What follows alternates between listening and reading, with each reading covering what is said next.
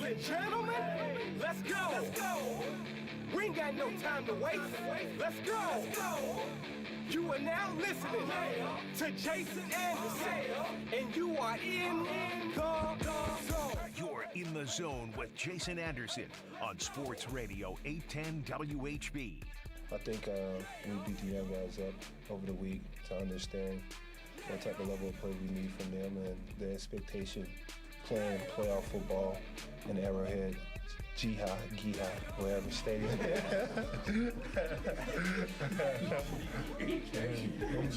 Oh, it's not Giha? Oh, excuse me. My apologies.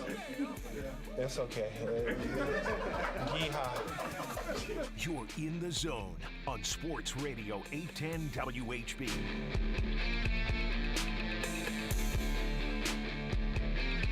All right, a Thursday edition of The Zone right here on Sports Radio 810 WHB. Jason Anderson with you, Josh Brisco and Beards. We head up until 2 o'clock. The next 4 hours, we've got you talking some football today.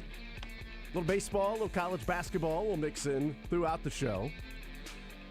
But still, so much still to talk about the reigning Super Bowl champions and your Kansas City Chiefs with the parade taking place yesterday. A lot of fun down there.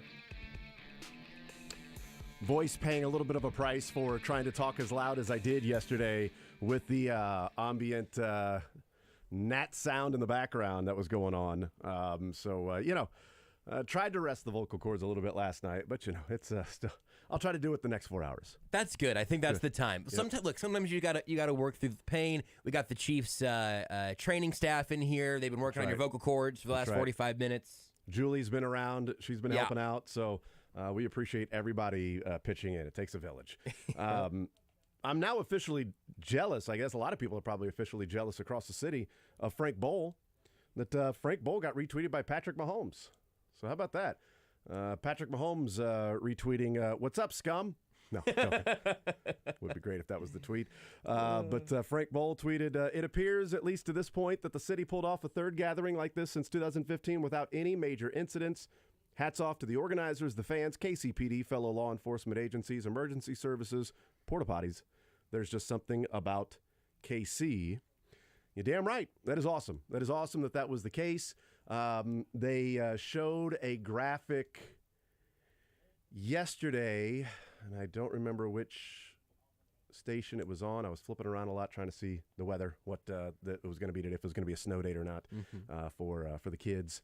And the graphic showed that in the 2020 parade, there were 100 children that got lost. All children were reunited. Mm-hmm. This parade, only 23.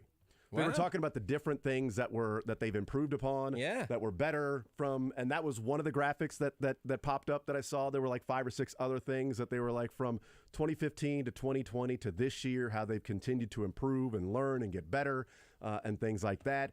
That was just one that stood out like, oh, that's really good. That's good to know that only 23 kids got, but they had, I guess there were more reuniting stations that were there around, and so things like that. And that's really cool. And there's one particular porta potty that has now been blessed. That's right. That will go at Arrowhead next to the statue. It should, man. That should be his new statue. Is him walking out of the porta potty, and that's the moment that is in bronze forever. That's what I'll always think of with Patrick Mahomes.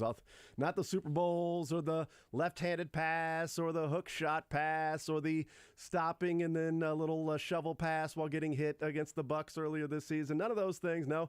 I'll think of him appearing from a porta potty to a loud cheer to Patrick Mahomes leaving the porta potty. It's a good thing you associate Mahomes with the toilet.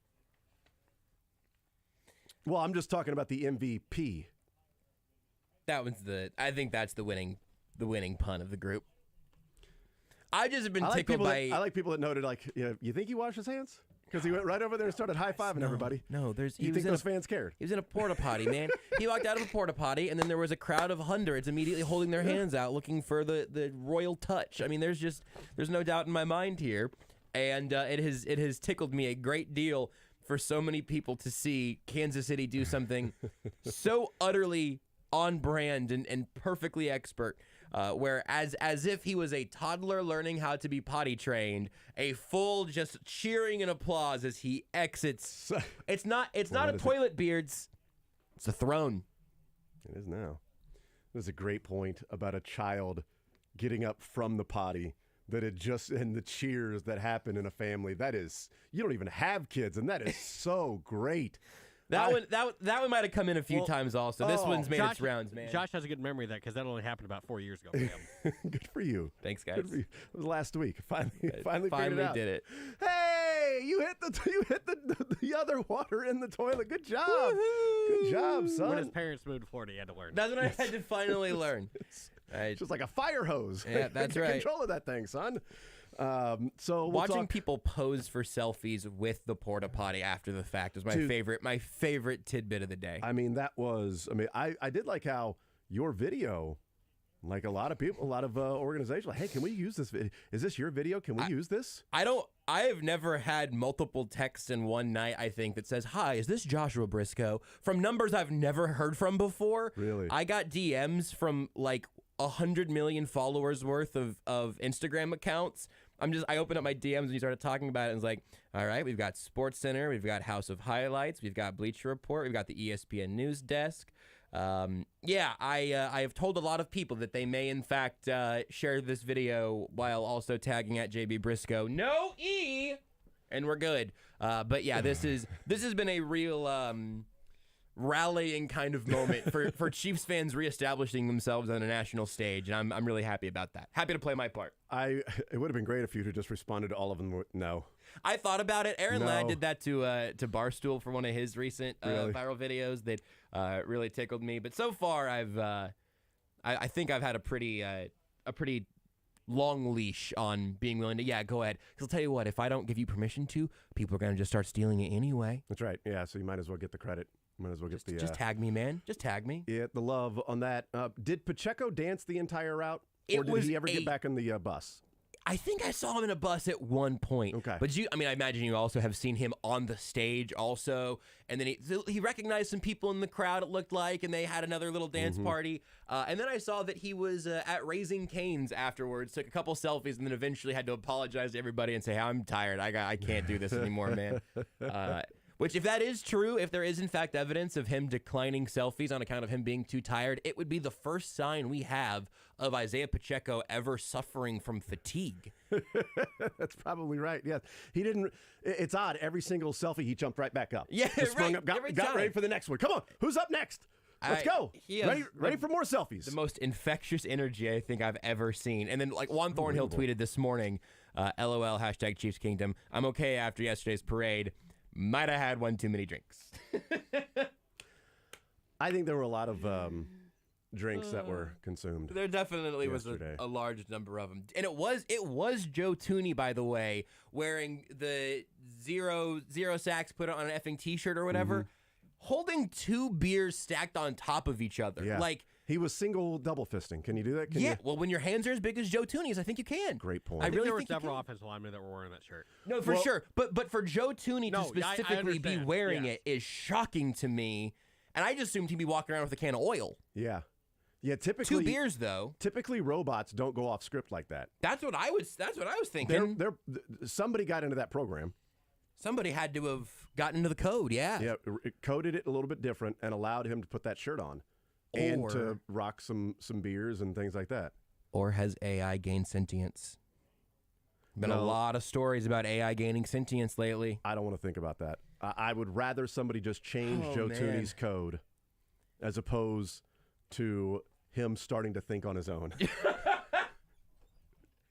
Joe Tooney and become real. I'm a real boy. So 2 thoughts here. And please don't. 95 is alive. Please don't jump me on the portmanteau on this one because I have to think someone has said it. But if Joe Tooney was to be the new Terminator, 1, it would be terrifying, and 2, how have we not said Tooney-nator? How has he not been Joe Tooney-nator yet? Wow. Get that photoshopped, Conrad. Is Conrad still listening to this show? I know he used to before I was here. He could be Joe E.T. That's also pretty good. Yeah, that one. That's also pretty good. I love seeing Joe Tooney wearing a T-shirt that had a bleeped out expletive on it. That ruled. And there were a couple different 0 sacks T-shirts that the offensive line was rocking. Yeah. But yeah, Trey Smith and Creed Humphrey had the 0 sacks. Yeah. Orlando Brown and Joe Tooney had Tooney. the 0 sacks. Put it on a effing T-shirt. Yeah. Just all absolutely stupendous, man. It was so much fun to see all that unfolding yesterday. Did you have a favorite part besides him coming out of the porta potty? I mean, that is going to... Here's the thing. That's hard to top. Unironically, that is going to be the thing that I say. Oh, yeah, that was the parade where I filmed Patrick Mahomes coming out of the porta potty, and then it went super viral. Right. Oh, God. I got a little bit kind of wistful, perhaps, when Eric Bieniemy's bus came by. Yeah. And I ended up getting a couple good pictures of him sitting up there because I had the thought of like, oh, this very well could be his last public appearance as a member of the Chiefs. That isn't necessarily a favorite. And then once the podium stuff came around, we were off air at that point, and I know you've gotten some clips of that. I think this is a crazy thing to say because I do not know that this man was drinking, and if he was drinking, he probably wasn't drinking as much as a lot of the other guys. But Brett Veach might have had the line of the day, and I would have not. I like Brett Veach a lot. I think he's clever. I like hearing him talk. I would not have guessed that he was going to perhaps have the line that outshined Travis Kelce's monologue. Well, let's hear that. Brett Veach at the parade with the one-liner and the mic drop / Lombardi trophy drop. Here is Brett Veach yesterday. Start the season, 24 new faces, and 11 of them are rookies, and many people thought this was a retooling year. So in Kansas City, this is what a rebuilding year looks like right here. Holding a Lombardi trophy, this is what rebuilding looks like, is a phenomenal line by the GM to sort of just... This is what hey, everybody, this is what it looks like. All right, go ahead and pick that up there, buddy, and walk off the stage. There you go. It is genuinely the hardest a general manager can flex. I can't come. There's no other way. It lined up perfectly for him to go out there as the GM of the Chiefs and say, yeah, we got 24 new faces, 11 rookies, and I thought I was on a rebuilding. They told me I was on a downturn. Yeah. Look at this roster. Whap! Lombardi in hand. Beautiful trophy. I guess this is rebuilding? Are we rebuilding this trophy? I hope Brett Veach did get as drunk as he needed to yesterday, because that line rules. And then Jalen Watson just tweeted out, Chiefs Kingdom, y'all were responsible for this. Laughing emoji. It's him sitting in a wheelchair. I think this is... It's amazing. From the parade. I don't believe he was injured. I believe he was ready to sit down, perhaps. I'm not sure. Probably. I did love the picture yesterday of the 3 Lombardi trophies there sitting on the table. Yeah. It's 3. It's a magic number. Patrick Mahomes talked about rebuilding, too, at the parade. He had his little say. Before we started this season, the AFC West said we were rebuilding. I'm going to be honest with you, I don't know what rebuilding means. In our rebuilding year, we're world champs. We're world champs. I just want to let y'all know that this is just the beginning. We ain't done yet. I thought it was fine, and it was like, okay, Mahomes is fine until this is just the beginning. How am I going says retool and rebuild. I'll retool you. Yours is a retool. You're a tool. This is rebuild. Whatever. There's just something that's so joyful about hearing all these guys who have to spend their entire season so buttoned up. It is all by the book. It is all the media reactions. It is all knowing that if I say something wrong, the game this weekend might be a little different for bulletin board material or a strategy thing or whatever.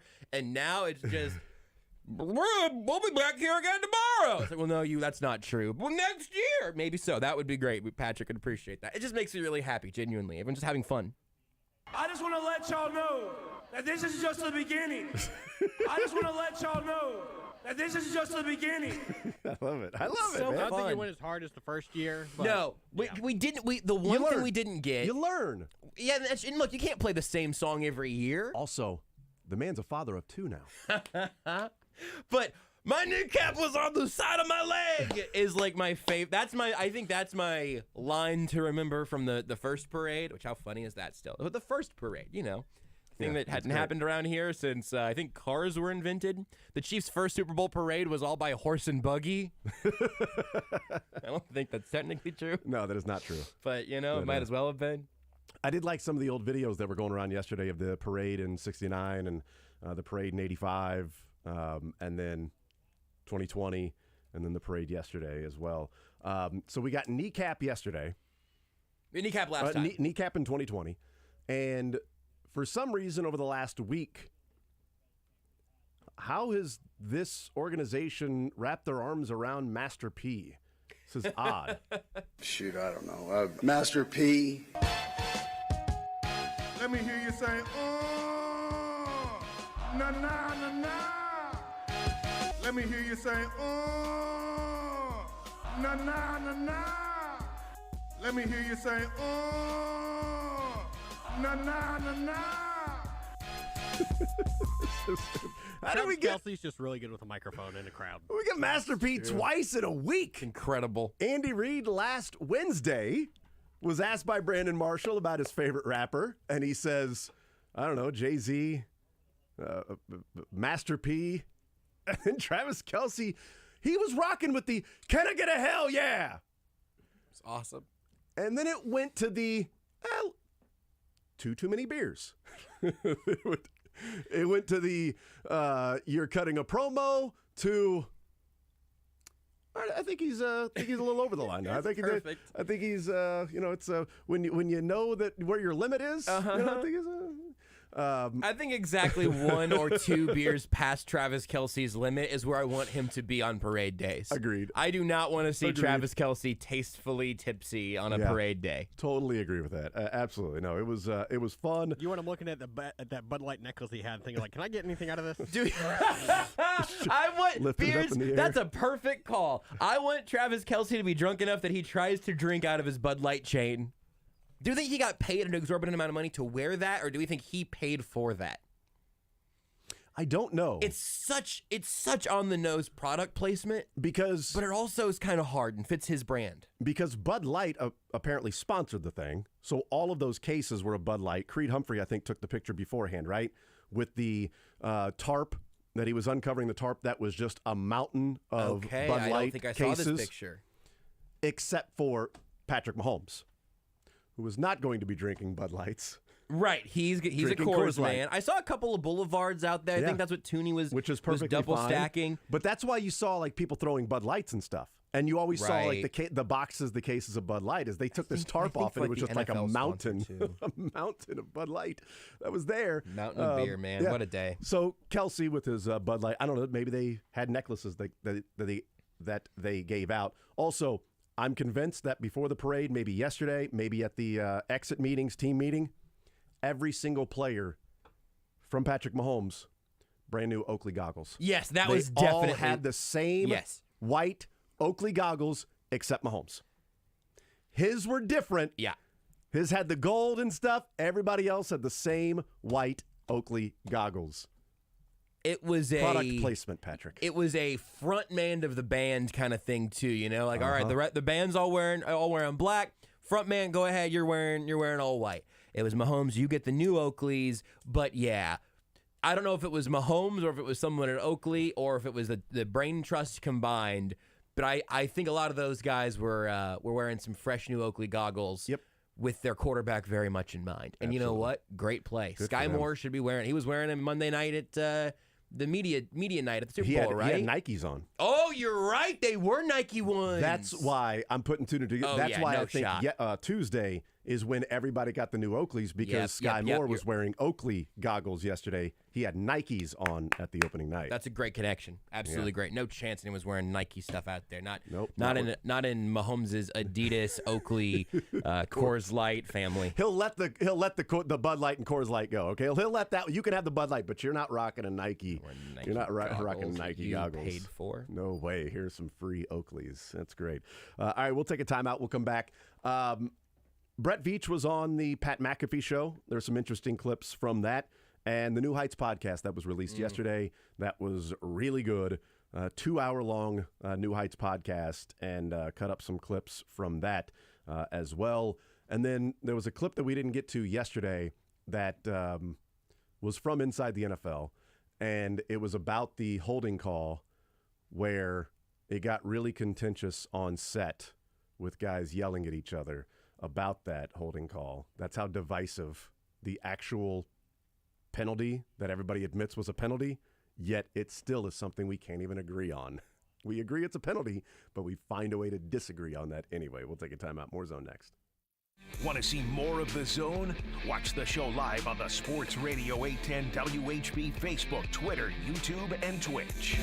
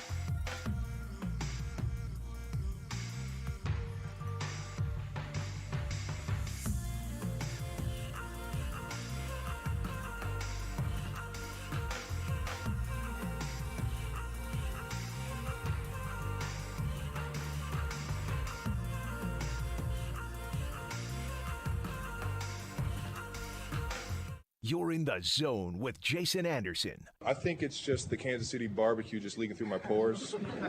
Makes me a little slippery out there. On Sports Radio 810 WHB.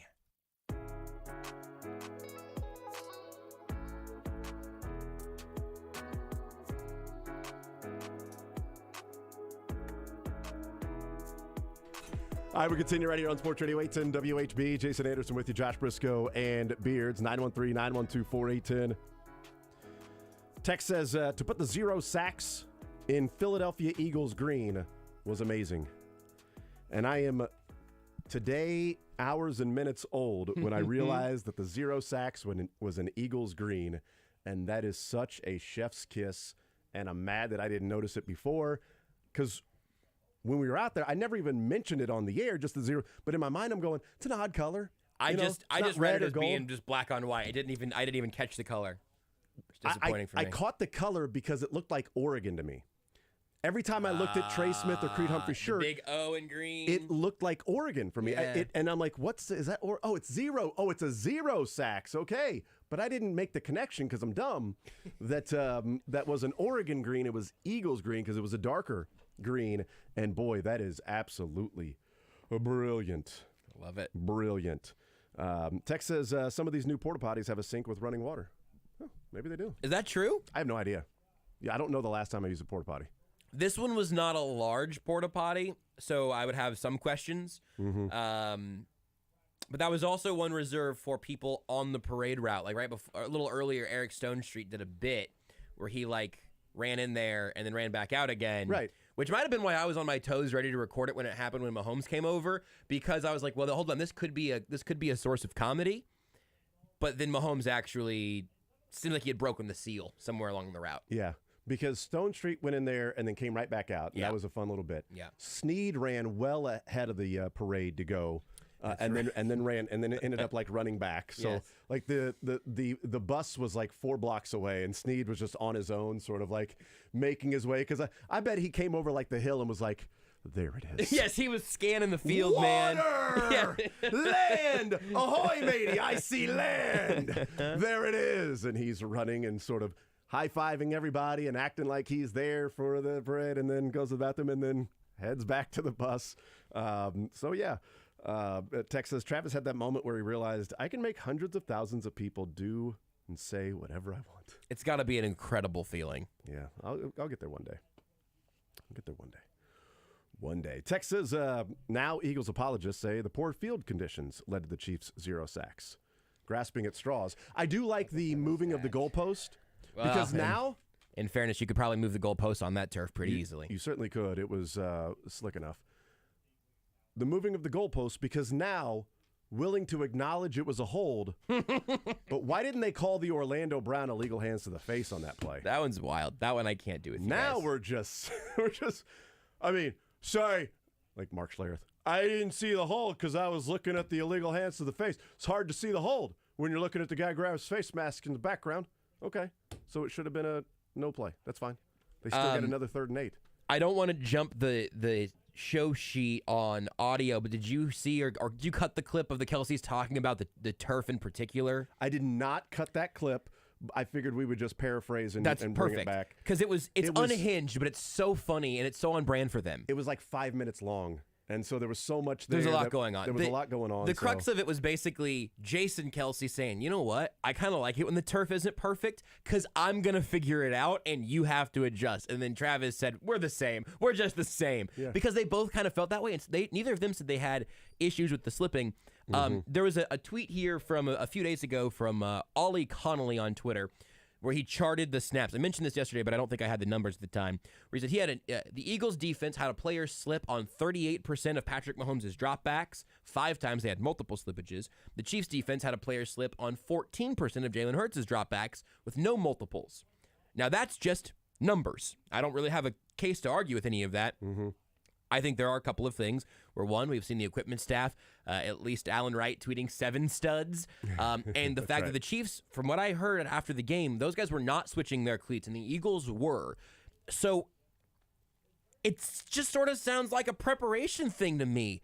And maybe there's a style of play kind of thing. How much did we talk about in Bengals Bills, the field being slick because of the snow, really lessening the pass rush in that game? Yeah. We talked about it all the time. And then you know what happened? They played football the next week too because the field was terrible. That should not be happening that way. Certainly not in the Super Bowl. But do you want them to replay the game? They were all playing on the same field. Yeah, I thought it was interesting where Travis and Jason both said that, no, they liked the field. It was fine. They didn't have an issue with it. It didn't bother them. Texas, I think Bud Light gave them the change. Jamal Charles was rocking one in Johnny's Tavern at Power and Light. So there you go. Yeah. Hey, Bud Light. Hook a guy up. You know how I would wear that on Twitch every day. Tex says, take me drunk, I'm Mahomes. Yeah. Tex says, don't you make fun of Mahomes. I'll fight you. Come down to Buffalo Wild Wings. That's a good reason to fight you at Buffalo Wild Wings. That's right. Another text says, 1, love your shirt, the GOAT, and LeBron. 2, can we call Mahomes' son LeBron's? Ooh. See, I just call this shirt the GOAT tee. I love it. So I'm wearing a GOAT tee today. I love that. People are like, well, you're shaving. That's not the point. No. I think I think you missed the point of that story. If you come in here looking like Tony Stark at any point, we're going to have a conversation because that's when I will just start worrying about you a little bit. That's right. You know what? Let's play this one. This to me was really interesting because it's a play we have talked about. Let's play the Jason Kelce play he regrets. This was really interesting because with Lebo on Tuesday, we talked about the sequence of events of the Chiefs forcing the field goal. So on 3rd down and 11, Nick Bolton coming up, making the tackle on Gainwell. They kick the field goal to go up by 6. Chiefs drive the length of the field. Kadarius Toney touchdown. And then the Eagles went 3 and out. Kadarius Toney punt return. Sky Moore touchdown. They're up by 8. But that 3 and out was Carlos Dunlap got pressure on Jalen Hurts. He was running backwards and threw it to Goddard. Great pass. Chanel was there. 2nd down was a slot blitz by Trent McDuffie, RPO. He hits Pascal, but Juan Thornhill's right there to make the tackle. So then it brings up 3rd and 2, and Willie Gay comes free on a blitz. Jalen Hurts has to scramble, run to his right. Dunlap is there. He throws it away. They punt. So 3 times they brought some sort of pressure and got there against that offensive line. Here's Jason Kelce on that 3rd down and 2 play where Willie Gay blitzed and was not blocked, came free, which disrupted the entire play. We go 3 and out, and, can't do that. And especially with the way you guys are playing offensively. We got caught in a hot throw on 2nd down, brought it to within 3 and, what was it, 2 or 3? I mean, it was close. Short yardage situation. Call a play action. Steve Spagnuolo dials up a zero blitz saw. Typical pressure in that situation. 6-1 defense. And, in hindsight, wish I would have called out. I mean, this is the one that keeps living rent-free in my head because I had control of this, and it could have been easily handled with just simply having the tackle go out on the backer. I elected to keep it inside, and the backer went unblocked, and it was it's really frustrating because if we go out there, I think we've convert that, and that's a big play that I'm kind of thinking about over and over again. Yep, turn the ball over, essentially punt it, and you guys have an amazing punt return. So that to me is really interesting because Jason Kelce sitting there going, well, it was a zero blitz saw, a typical defense, the pressure you expect, 6 and 1, and I elected to go inside instead of outside. But it's like he's setting up and he's like, okay, we know what they're doing. Mm-hmm. We know what's happening here. So they're going to bring zero. This guy's coming over here, but I'm going to keep it inside for whatever. He obviously had a reason in his mind to slide the protection that way or call the protection that particular way to where the left tackle did not slide out and get Willie Gay, whatever that might be. But now looking back, regrets it, should have just gone with this. Maybe he saw that if this were to happen, if he comes free, there's going to be a hot read over there. We're going to pick up the 1st down. Let's move the chains. I don't know. Or maybe he thought somebody else was coming up the middle, and that's why he didn't slide because he wanted that protection with the most dangerous person right over the – I don't know what it was, but it's interesting. Like, even the protection call at that point was a huge swing in the game. Yeah. Because if they pick up a first down there, who knows? Who knows what happens? Maybe the Chiefs get the ball back down 6 again. Yep. And there's no Kadarius Toney punt return down to the 5-yard line. I think it was Jeff Schwartz who was going through that play and a couple others where the Chiefs ended up with a free rusher or whatever it is. And it's just such a fun part of football that we don't talk about very often at all, in large part because it's just about impossible to do that as a third party because we don't know what the offense has in mind. We don't really know what the defense's motive is. So whenever you get a little glimpse into something like that, you get to see the wheels turning a little more, the gears, how they all work together. And that's all schematic stuff. Like a lot of those times, that's Steve Spagnuolo and the defensive coaching staff bringing something up on a Tuesday, and probably earlier than that, honestly, but beginning to figure out where can we fool them? How do they usually react to this look, and how could we turn that into a free rusher? Or how do we set this up to begin to kind of prey on their tendencies? And there are chess matches in the trenches like that with a defensive coordinator like Spags, with a center like Jason Kelce.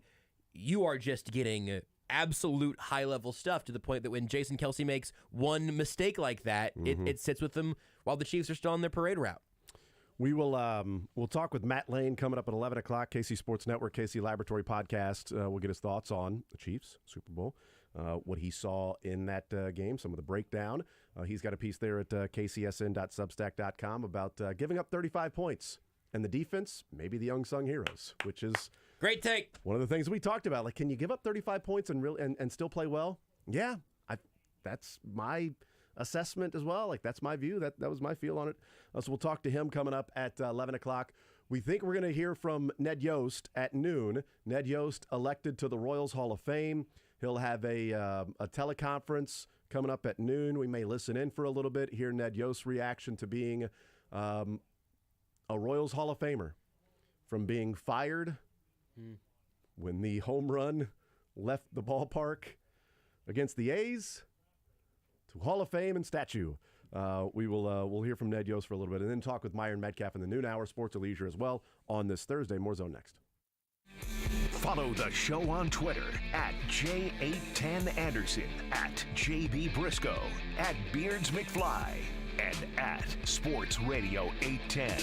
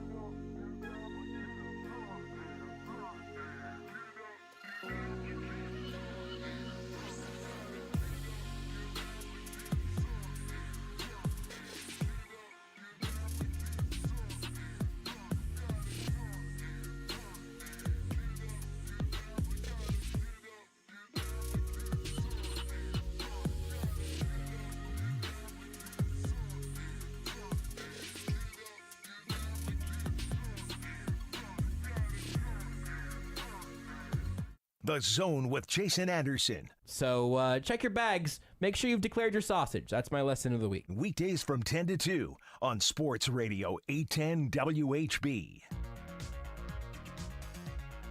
All right, we continue right here on Sports Radio 810 WHB. Jason Anderson with you, Josh Brisco, and Beards. A lot of stuff to play still from Brett Veach on the Pat McAfee Show and Travis Kelce and Jason Kelce from New Heights podcast that was released yesterday. Some clips from the parade yesterday as well. Can we play Brett Veach on the Pat McAfee Show? Because this was great. This is, Brett Veach, I've never heard him say a curse word before. And now I have heard him say a curse word. This is talking about Andy Reid retiring, and he was asked about, is that something that was talked about, or is that just speculation? Yeah, I think that was total speculation. I mean, I'd like to think that other than his wife Tammy, I don't think anybody talks to Coach and knows Coach as well as I do, and that has never come up.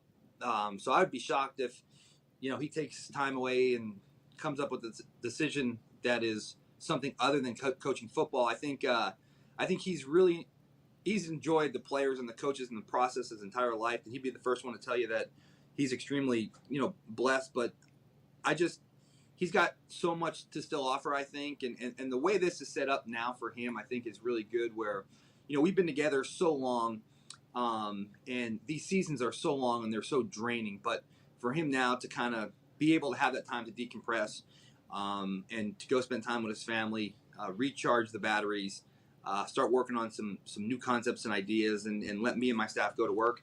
Yeah, exactly. I think it's kind of again re-energized him, and he also does a great job of staying involved with the college offenses. The coaches around him are really in tune with the college concept and ideas, and so that when he gets younger guys, he's already trying to incorporate a lot of the stuff that they were familiar with in college, and he just in general stays in touch with the younger crew and what they're watching and what they're going through and what they're experiencing in life, which I think helps them better relate as a coach.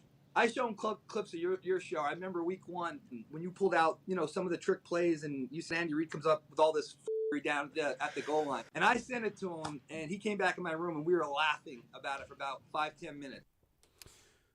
Andy Reid comes up with all this bleepery, F-ery. So good. I mean, I know he was repeating what somebody else said, but it's still amazing just to cut that part out and to hear Brett Veach say, Andy Reid comes up with all this boop around the goal line. It's brilliant. It's amazing. Quick pivot back to the parade here. I just had this video sent to me. Did you see how Leo Chanel returned to the bus at one point yesterday? No. What if I told you he was on the ground and then suddenly he wasn't anymore? No. This is a double-decker bus. He jumps, he grabs on, he climbs, he clears the bar. Decent athlete, Leo Chanel. I've often said this. Well, that is, he wasn't climbing right or left. He was going straight. And he's explosive. When he's just going in a straight line, he is explosive. I've never seen somebody get back on a bus like that. I don't think I have either. He can, you know what? He can do his own stunts when he gets into the movies. Matt Lane next. What?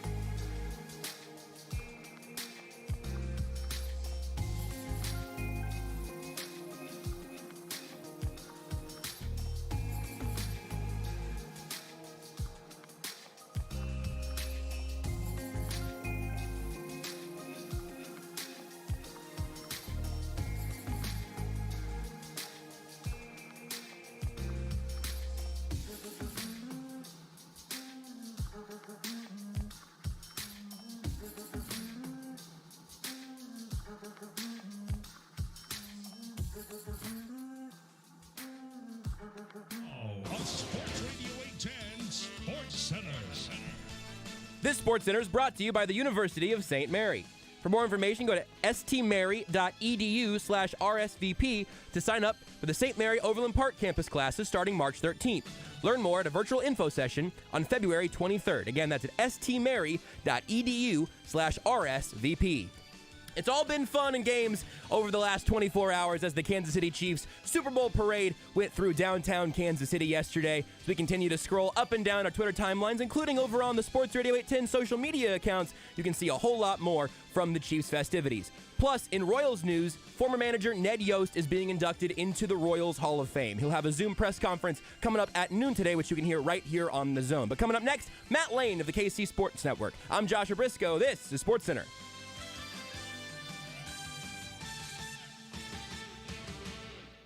The Zone with Jason Anderson. Let's do the NFC. Let's go to the NFC. Offensive scoring overall, top 10, Philadelphia. Weekdays from 10 to 2 on Sports Radio 810 WHB.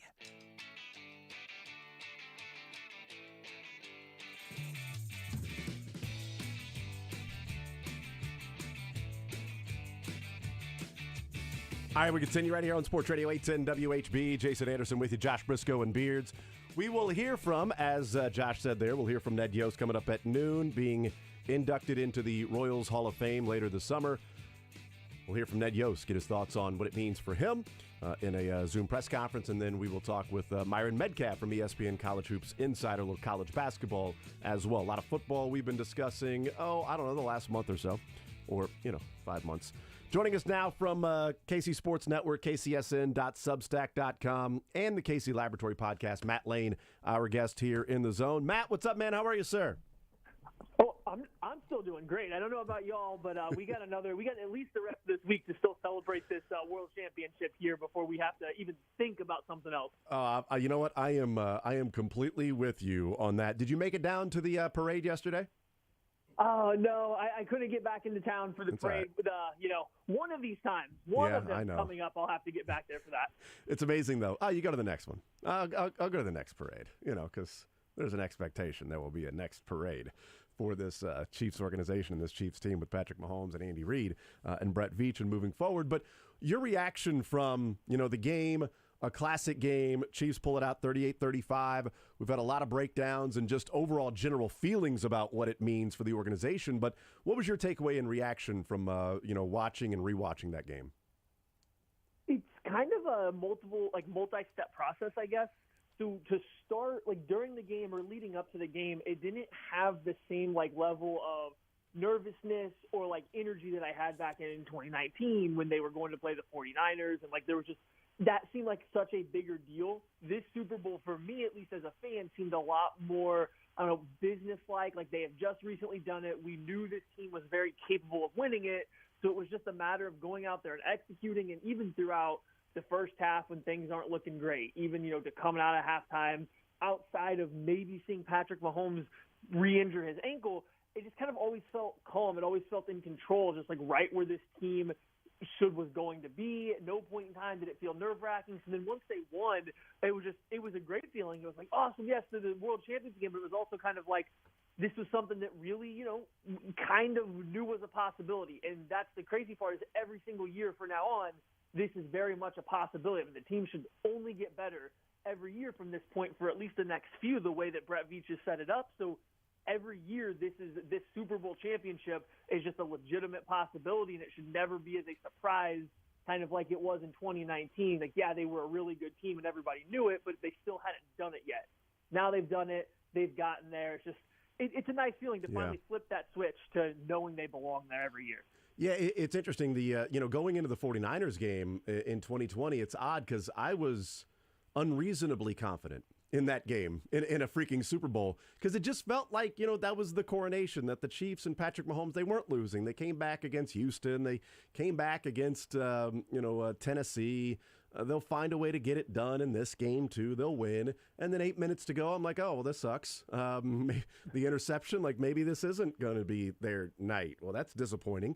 Where, as this one, it kind of had the feel leading up to it, Matt, for me, of they got over the Bengals. So that was the first part, was a exhale of, okay, they got past the Bengals. They're in the Super Bowl. I want them to win. But I feel like the season has already been a success because it was a retooling / rebuilding / reorganizing season, and they made the Super Bowl.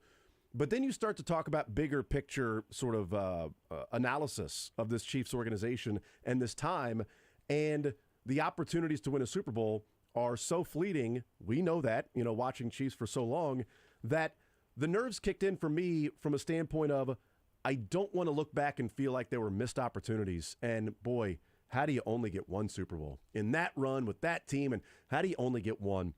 And the fact they got two, like this collection of players, I don't think there's any way you can say it was a disappointment with Mahomes and Kelsey and Chris Jones and Frank Clark and this group of guys and Veach and Andy Reid that came together that from 2018 to now, if this group, if Mahomes and Kelsey and Jones, if these guys don't win another Super Bowl together, this group of players getting two with that win against the Eagles, I think eliminates there's a disappointment and they left money on the table. Yeah, I agree with that, and that's something that settled in after kind of the game. You process the game and everything that happened, and maybe as the week went on, but like now, no matter what, I mean, you have a couple things. Like one, if you want to get into the Patrick Mahomes legacy talk, like you now have 2 Super Bowls. You can no longer fall back on luck. You no longer can fall back on it was a fluke kind of thing. Mm-hmm. You can almost completely rule out that Tampa Bay Super Bowl because of the injuries. You've now seen twice where the Chiefs and Mahomes have gone to the Super Bowl and they've won when they were arguably, the underdogs going into it, or at least, it was pretty 50-50. So you got that monkey off your back. Like you said, you have this core of players that are so good together and had so much success in the regular season and in the playoffs. But if they did end that run with only the one Super Bowl, going 1 for 3, and these 3 Super Bowls with this core, and then they don't get back, or if they do and maybe they don't win another one, there is a little bit of what could have been, what should have been. You have to start at least having those conversations. So getting to remove that entirely, to take this team, which we all know is a very good team, but a third of the defense is rookies or new players to the team. The entire wide receiver group by the time you got to the playoffs is all new players. Like to take this group of players and get to the Super Bowl and win the Super Bowl with it is just that kind of lets you know what the core of the Kelsey, Chris Jones, throw Frank Clark in there, Patrick Mahomes, like what that core plus this coaching staff accomplished and how great it was. Yeah, and Winchester. I don't want to leave him out. That's true. Core of players that have been together for so long. Matt Lane, KC Sports Network, KC Laboratory Podcast, kcsn.substack.com. You didn't have, you said like the nerves really weren't, you didn't have nerves at halftime or feeling like things were pretty grim or there were some some things there that were not going the Chiefs' way and were ominous signs of what the second half was to come? So the only time I got nervous was when Mahomes got injured and then re-injured, and then seeing his reaction. Because the reaction, the visual reaction was a lot worse than it was in the Jaguars game. Like he looked to be in a lot more pain. It looked to almost be more dire. Come to find out, it appears at least it was just about a pain management thing and getting through that exact moment. But that was the only time, because when I was watching even the first half, the Chiefs' first 2 drives looked so easy moving the ball, and then they stalled out on the third and short and then took the field goal opportunity. But it looked so easy when they were in the flow of their offense. Things went well. I think, just a little unfortunate to have to punt on the third series after that. And then defensively, yeah, the Eagles were moving the ball, almost at will up and down the field, but it was hard. It looked like it was difficult. It was taking Jalen Hurts to make some of the best plays he's made in his entire NFL career to do that. And he kind of kept doing that into the second half. But I think if you were going to force a player to play as good as Jalen Hurts did, or so much beyond what we have seen from him in the past, making these tight window throws, making throws while scrambling to his left, beating the blitz, things that he was not notoriously good at doing, and that's how they were beating you, I think you almost just have to expect that that's going to return to, regress to the mean in the next half of football. Now, it didn't exactly do that. The Eagles still had a very good offense in the second half, but that was kind of my feeling going into it, is there was just no way Hurts could keep up that level of play. And then as the Chiefs actually got the football, I thought that first 2-drive offense was still right there for the taking against this Eagles defense. Yeah, it was. I mean, that first drive of the second half, I don't know that you could describe how massive that was before the drive started, right? Like the importance of that drive could dictate whether or not you were going to win the Super Bowl. Or the second half was just going to be a frustrating watching the Eagles pull away and, back-to-back Super Bowls where you really weren't in it in the fourth quarter. Like there was a chance if they go 3 and out to start that third quarter and the Eagles get the ball back and go on another long drive, I mean, it's ball game. It's over. Like that massive buildup for that first drive, and they go out there, and it was just energy. They were efficient. They went right down the field, and that was really encouraging.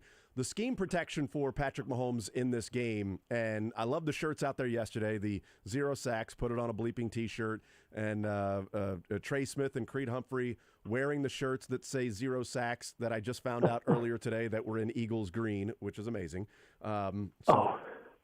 That's awesome. I did not realize that. I didn't know that. That's great. Now looking at, I thought it was, when I first saw it, Matt, I'm like, why do they have an Oregon shirt on? Right. And I'm like, oh, it says 0 sacks. And I didn't even mention it on the air of just like, that they went with that color scheme. And then this morning someone's like, having it in Eagles green was just great. And I'm like, oh my God, that's my total mind blower. That's even better. That's even an extra layered element. So how did they get that done? Is it the Eagles pass rush was, maybe a little bit induced by having a positive game script?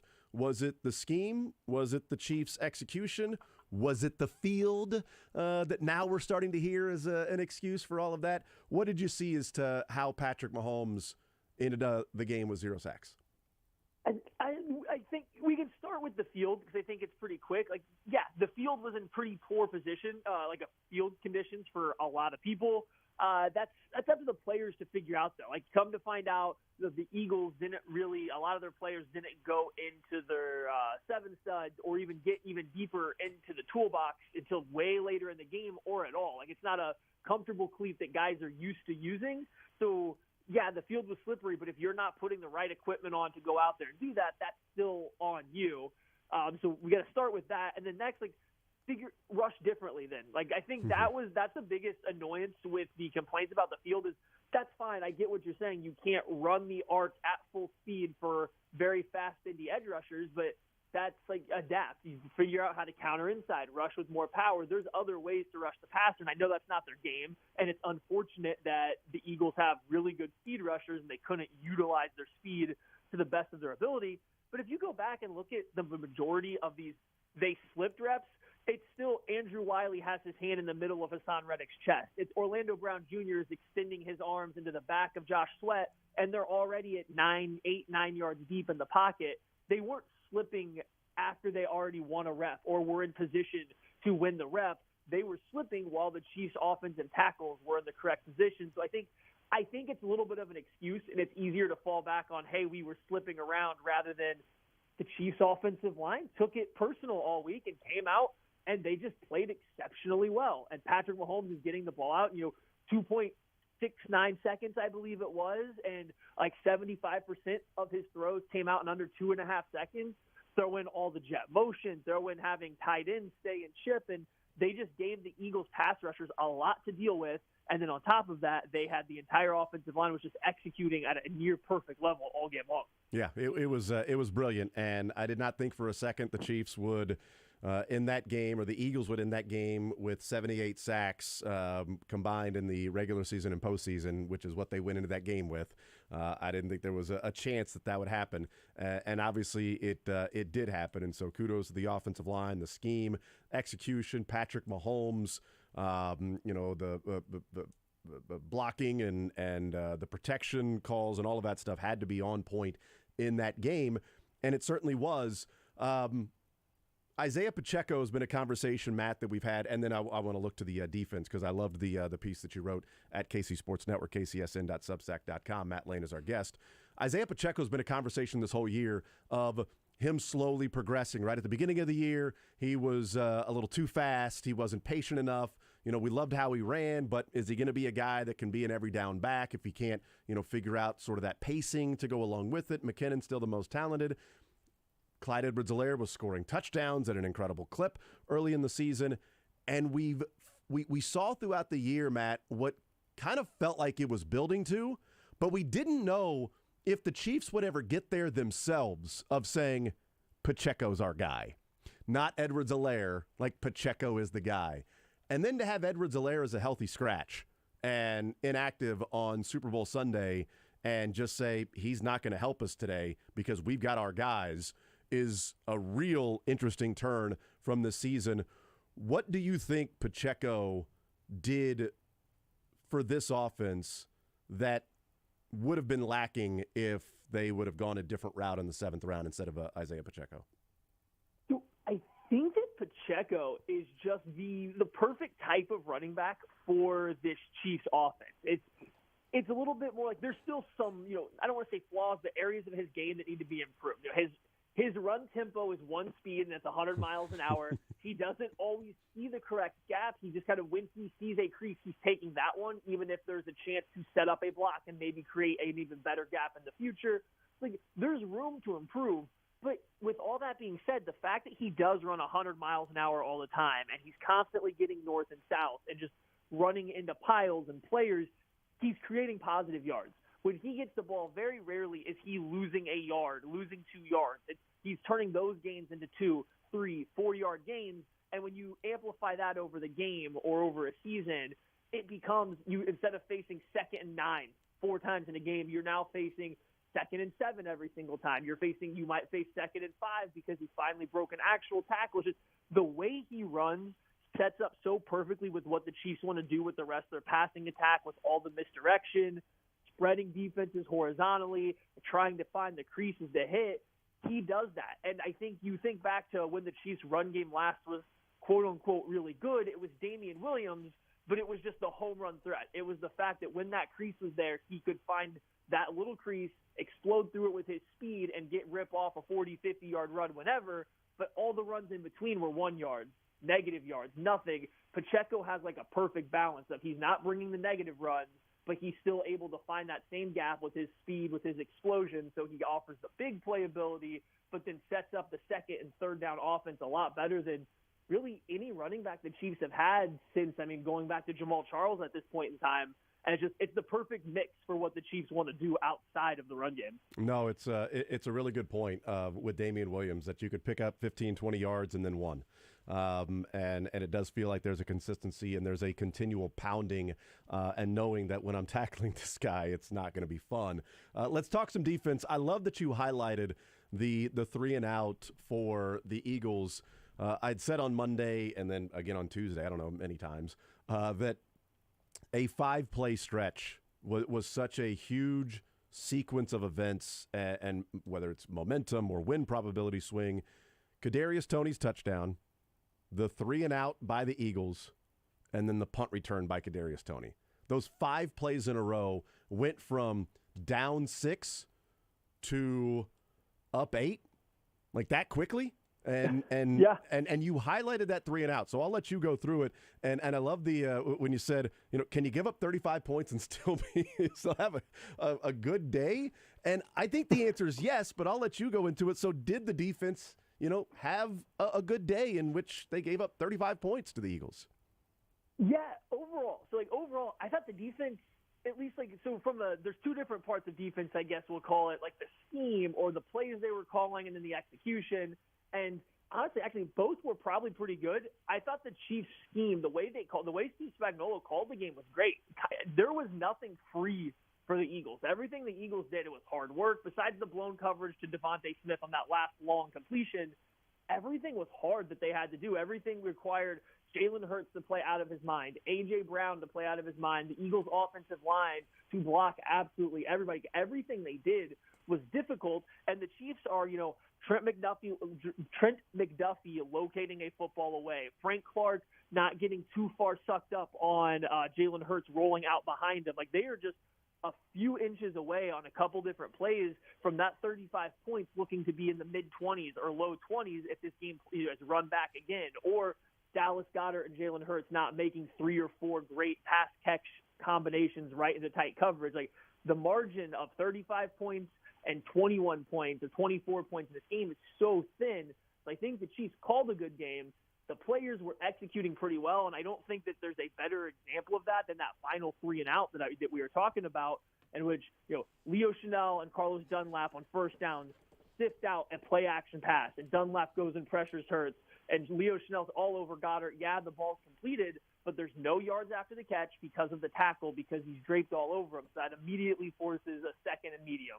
The next play comes, and again, the Eagles check it. They see the blitz coming. They get the ball out quick, but Juan Thornhill triggers downhill and makes arguably his most important and best tackle of his Chiefs career then and there to force a 3rd and short. And now all of a sudden it's a Steve Spagnuolo special. They've been showing this corner blitz all game long, all drive long here. They bring it again, but they also bring Willie Gay off the backside, which creates, again, instant pressure on Jalen Hurts. I think Jason Kelsey talked about feels like he may have messed up the protection call a little bit, and that gave a free rusher. But still, Steve Spagnuolo gets there. He gets this pressure on this 3rd down, 3 and out. They have to punt. And it was perfect execution across the board, and that was probably the only 3-play stretch where you can say the Chiefs players all were playing at their best, given the calls that were how good the calls I thought were throughout the game. So when the Chiefs had 3rd and goal, or it wasn't 3rd and goal, with Kadarius Toney, they could have picked up a first down before that touchdown with Kadarius Toney when they were down by 6. So I think it was like 3rd and 3, whatever it might have been. The Chiefs at that point had a win probability of 37.5%. Touchdown, 3 and out, Kadarius Toney punt return. The Chiefs had a win probability of 75.6%, getting ready for 1st and goal from the 5. They increased in those 5 plays a win probability by 38.1% in 5 plays.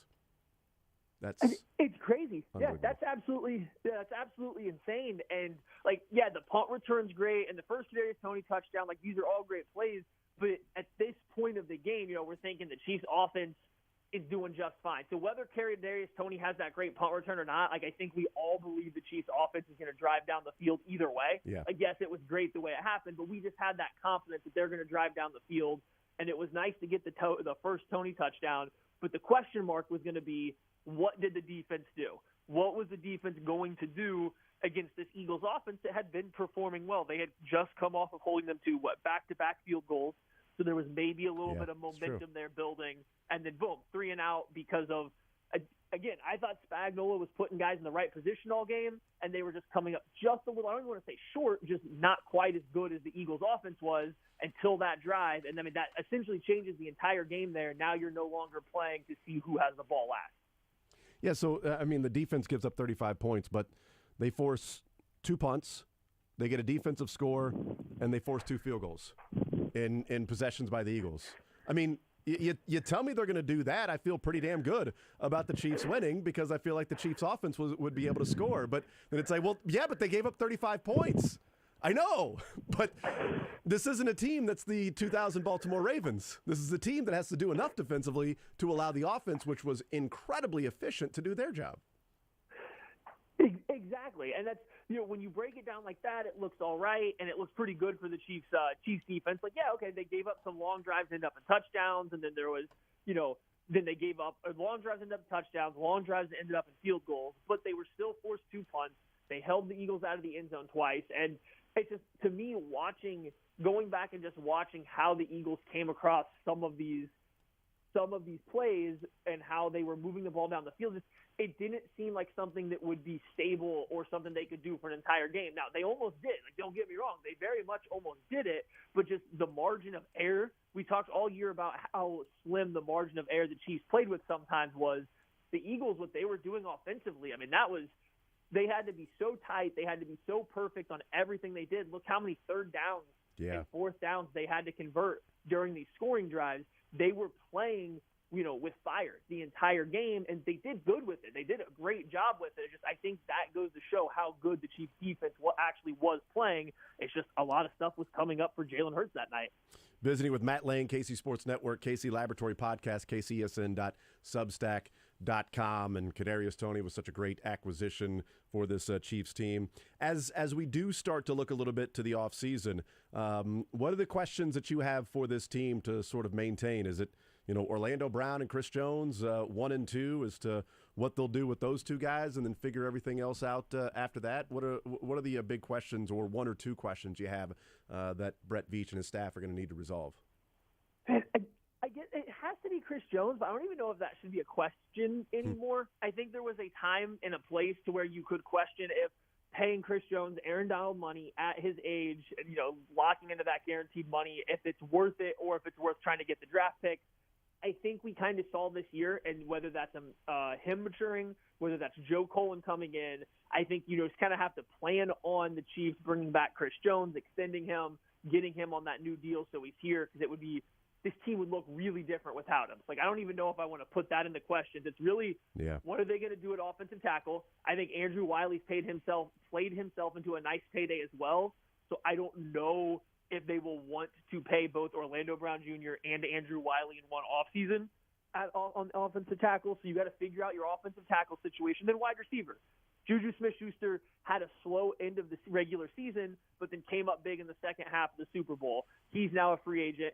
MVS had a huge, massive AFC Championship game against the Bengals, but then didn't really show up very often besides the blocker in the Super Bowl. What are you going to do with those two guys? Which one, both of them, none of them? What are they going to do when they come back? And where is going to be your reliable wide receiver? Right now, the Chiefs don't have a reliable wide receiver that they played with this year or on contract for next season. Who's going to provide that reliable option for them? Do they feel like it's somebody that was already on the team, or do they got to go hunting for another one? Yeah, and even, Sky Moore scores his first touchdown of the season in the Super Bowl, but he also lined up wrong. Right. He was also in the wrong formation. So, it's kind of like, well, maybe that's why someone maybe had some troubles at times with Sky, but he's got a full off season to figure those things out. And a quick point on Chris Jones and Aaron Donald. If they sign Chris Jones to Aaron Donald money this offseason, they would be paying Chris Jones Aaron Donald money 2 years in his career before Aaron Donald got that Aaron Donald money. In 2 years from now is how old Chris Jones will be when Donald got that big contract. So if we want to add a little perspective of the age of Chris Jones and paying him that much money, well, the Rams paid Aaron Donald that much money in 2 years more of Chris Jones playing football. Yeah, this is a perfect time for him and Chris Jones to have this next step in his performance, because we talk a lot about how Brett Veach doesn't like to play players when they hit a certain window, and Chris Jones has definitely bumped himself right up next to that window, but he's not doing it. He's not doing it already past it. You're paying him as he enters that window rather than already being that age for a couple years. So I think this is a perfect time for him in terms of getting paid to do it. It obviously was great for the Chiefs because it parlayed them into winning a Super Bowl. So good for him, good for the Chiefs there. And I find it hard to believe just the way things played out this year, the way guys talked about him, and just the way he seems to have matured both on the field but then also off the field, listening to him talk and do press conferences. I think he is going to be a Chief. They will figure out something to do there. That's why I just didn't even want to include that as a question, I don't think, at this point in time. Makes total sense. Matt Lane, KC Sports Network, KC Laboratory Podcast. Matt, certainly appreciate the time. Continue to enjoy it, man, and we'll talk soon. All right, sounds like a plan. Thank you guys so much for having me on. Absolutely. There's Matt Lane, KC Laboratory Podcast. Great stuff there at KC Sports Network, kcsn.substack.com. Matt Lane couldn't make it back in town, unfortunately, for the parade, but I love that he said, I'm going to get back to Kansas City for one of the parades. It's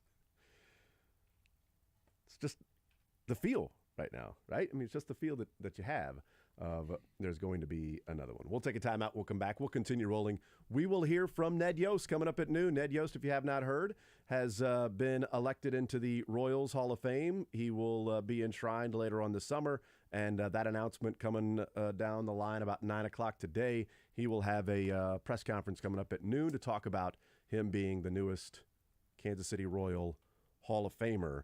We'll take a timeout. We'll come back. More Zone next.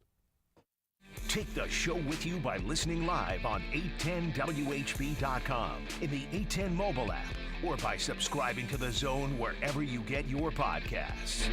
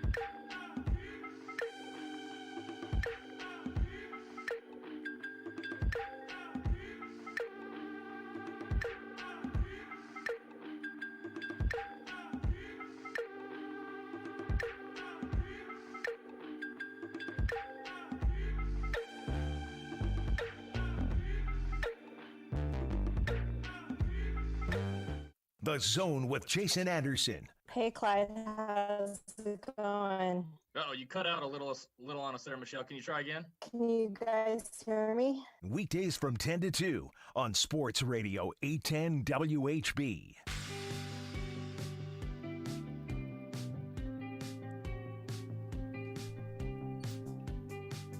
All right, we continue right here on Sports Radio 810 WHB. One of the changes that may take place this offseason for the Chiefs is offensive coordinator. Eric Bieniemy interviewing with the Washington Commanders today for their vacant offensive coordinator job. Todd Monken signed, or hired, I should say, by the Baltimore Ravens to be their offensive coordinator. The report that was out there of the Ravens gave no assurance to any OC candidates that Lamar Jackson would be the quarterback in 2023, which is really interesting. Good sign. I mean, essentially, like, if you're going to be our offensive coordinator, you're going to be our offensive coordinator whether we have Lamar Jackson or not. Right.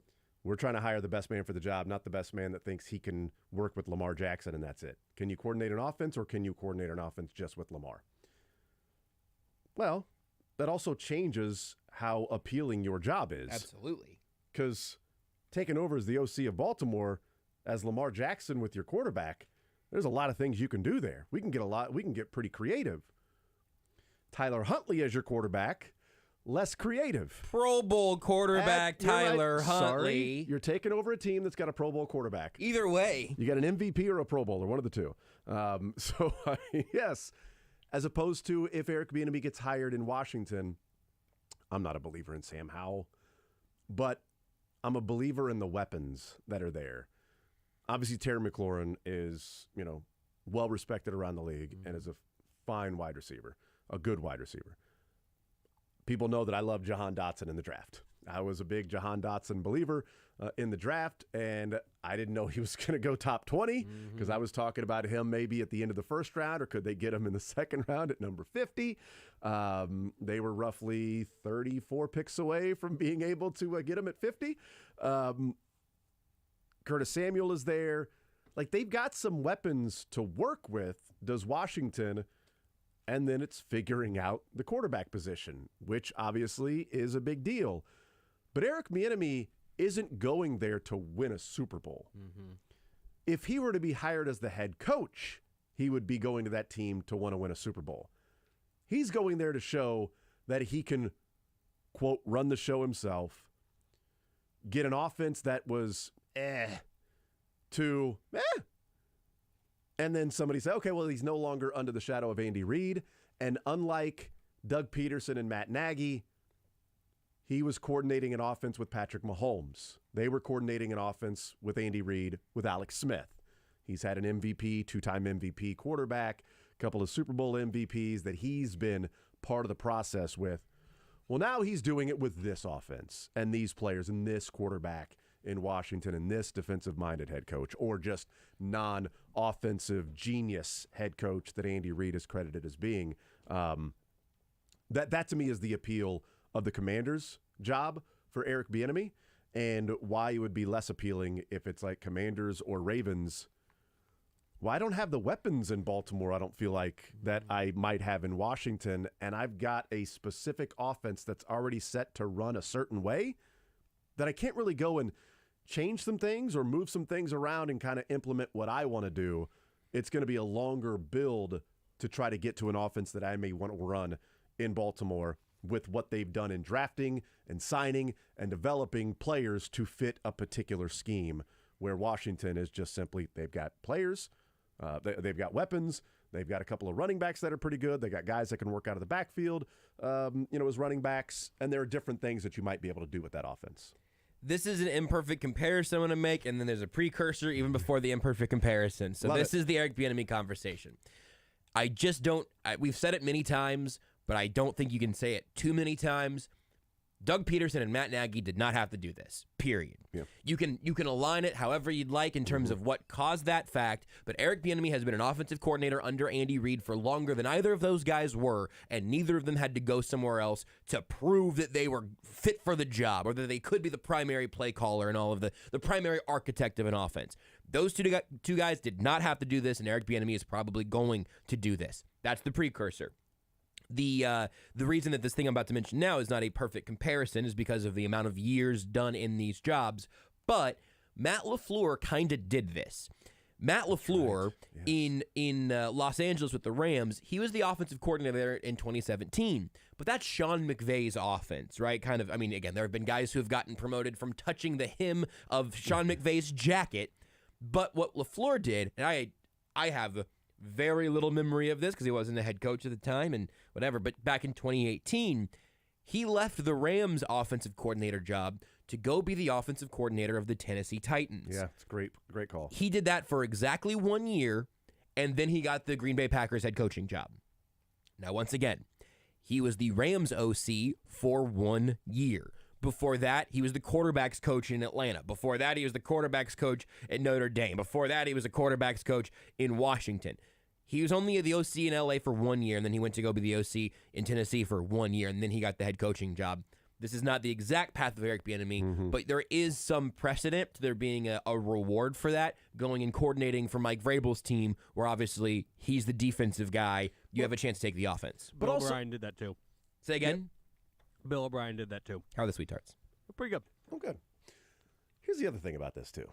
Why do we have to assume that calling plays is also a prerequisite to being a head coach? Sean McDermott's not calling plays. Nick Sirianni's not calling plays. He hasn't been. Yeah, it's another good point. So, I mean, I think Zach Taylor's a damn fine head coach. In 2017, he was the assistant wide receivers coach for the Rams. Assistant wide receivers coach for the Rams. In 2018, he was the quarterbacks coach for the Rams. In 2019, he was the head coach of the Bengals. Now, did he call plays as a quarterbacks coach? Did he call plays as a assistant wide receivers coach? Those are two different skill sets. Yes. Being able to run an entire team versus being able to call plays and coordinate specifically in offense.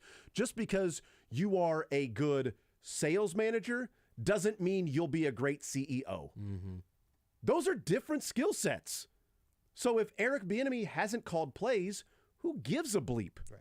If you think he's the best guy for the job to be the head coach of a team, because he may take over as head coach and not call plays. Brian Daboll in New York takes over the Giants. Mike Kafka, offensive coordinator, he's calling plays. Well, one of the things that was really appealing about Brian Daboll is what he did with his offense. That's right. Well, then why would he not call plays? Because you're not hiring Daboll to call plays. You're hiring Daboll to be the head coach and to implement a culture, to build a franchise with a culture and a belief and a way of going about your business to be successful. People have talked, it's amazing. People have talked so much about Andy Reid's culture. Andy Reid's culture. He comes in the building and it was a disaster when Clark Hunt hired Andy Reid. I mean, we know about the tragedy that took place, just a few months before that and all of the things that were going on with the Chiefs organization. It was embarrassing. It was awful. It was tragic. Andy Reid comes in and it's implementing a new culture. They go 9-0 the next year. But it's also an understanding of how to do things. Patrick Mahomes, we don't have the clip right now, but Patrick Mahomes talking about that, he learned what the culture was like and the expectation of going about your business from Alex Smith and Derek Johnson. He mentioned those two guys. It might have been post-game. It might have been at the press conference on Monday. But he said, I learned about being a professional and what is the expectation on a daily basis from Alex Smith and Derek Johnson. But also that's from the top down. It's from Andy Reid. It's demanding that from your coaches. It's demanding accountability from anybody in the building, and it's setting that culture. It's not because he called plays. He's an amazing offensive mind. But if Andy Reid was just a play caller and had a crap culture and everybody was running whatever they wanted to do and nobody was disciplined and there was no expectation to pass down to the next guy or for the rookies to come in and say, you need to play at this or you don't play here. This is what happens with the Chiefs. This is the organization. This is the level that is built up and there has been a success to get here. And if you don't match it, we'll find somebody who will. Whereas you go to like another organization and it's, could be just a circus. And a lot of times it's just guys who are supposed to be those tone setters not knowing how to start doing that yet. It's again why I Yeah. really think one of my big takes that has evolved very much in the last year alone has been that a retread head coach, and putting that in air quotes, is not nearly as bad as that phrase makes it sound. Because I don't know that Doug Peterson knew how he wanted to do every single thing in Philadelphia, but it was pretty good, and they did win a Super Bowl there, in large part because I think he saw how the Chiefs handled their business, and now I think he's going to be even better in Jacksonville because he knows from day one what he wants as a head coach. Otherwise, you're making it up on the fly. But if you can start ahead by getting a guy who has been a part of one of those organizations, an Eric Bieniemy type, or perhaps even specifically Eric Bieniemy, that feels like a pretty good way to do it. Yeah, I just... Matt Nagy wasn't amazing in Chicago, obviously. Coach of the year that first year, right? He ended up getting fired. He also had Mitch Trubisky as his quarterback. Come on, man. He won an award for the best swimmer with an anvil around his ankle. I think it deserves something. But here's the point, though. Here's the point. I agree with those things totally. So he didn't have the success that Doug Peterson had in Philadelphia when he went to Chicago. Yep. But he got there on a team that won 5 games, 6 games, 3 games, and 5 games before he took over. They won 12, and they hadn't been to the playoffs since 2010. He took over in 2018, went to the playoffs, lost the wild card game. Next year went 8-8. Next year went to the playoffs, lost the wild card game. Next year went 6-11. He's fired. This year they were 3-14. So 5 wins, 6 wins, 3 wins, 5 wins, 12, 8, 8, 6, fired 3-14. So he might not have been a rock star in Chicago, but if we're looking at the previous 4 years and the year after, the most successful 4-year run were the 4 years he was there, and he went to the playoffs twice in 3 years, and they had been to the playoffs once since losing the Super Bowl with Rex Grossman. I'm going to keep throwing names out here to not really try and poke holes in your argument. They also traded for Khalil Mack his first year. Yeah, it seems like that there might be some correlation between that Bears roster falling apart with the wrong quarterback at the top of it, while Matt Nagy and like some competent coaching staff got the most out of it. And I think part of it too is when you get there and you increase the talent level, certainly, but it's also, can you install a culture? Okay, you've learned this from Andy, you've learned this from people around you. Can you then do it yourself? And the retread thing I think is a really interesting one, because now I'm off on my own and I'm doing things of how I've learned from others. Right. But how long do I get to figure out what works for me? Taking a piece of this coach and a piece of that coach with also what I believe I can do. How long does it take to really get that rolling? Maybe it does take your second time at an organization. Maybe it does take the second go around. I don't know. I mean, Doug Peterson got it his first time through. Yeah. But that compounds. It's just more years of experience. Andy Reid's a better coach now than he was when he left Philadelphia. He would tell you that, I would imagine. I just don't think it is a mutually exclusive to be a head coach than you have to have called plays, whether on the defensive side or the offensive. John Harbaugh was a special teams coach. That's right. I mean, come on. That's right. I'm pretty sure he wasn't calling offensive or defensive plays. So that whole thing about, he doesn't call the plays. Who cares? It's about building a culture, understanding how to build a football team, understanding how to motivate, understanding how to get guys to believe in the same mission together. And from all accounts, he was one of the few guys at halftime that talked to the team in the Super Bowl, and everybody got on the same page. Mahomes, Bieniemy, and Kelsey. Mainly Mahomes and Bieniemy were the guys that were talking. That goes a long way. Yep. So we'll take a timeout. We'll come back, wrap up this hour next. You're in the zone with Jason Anderson on Sports Radio 810 WHB.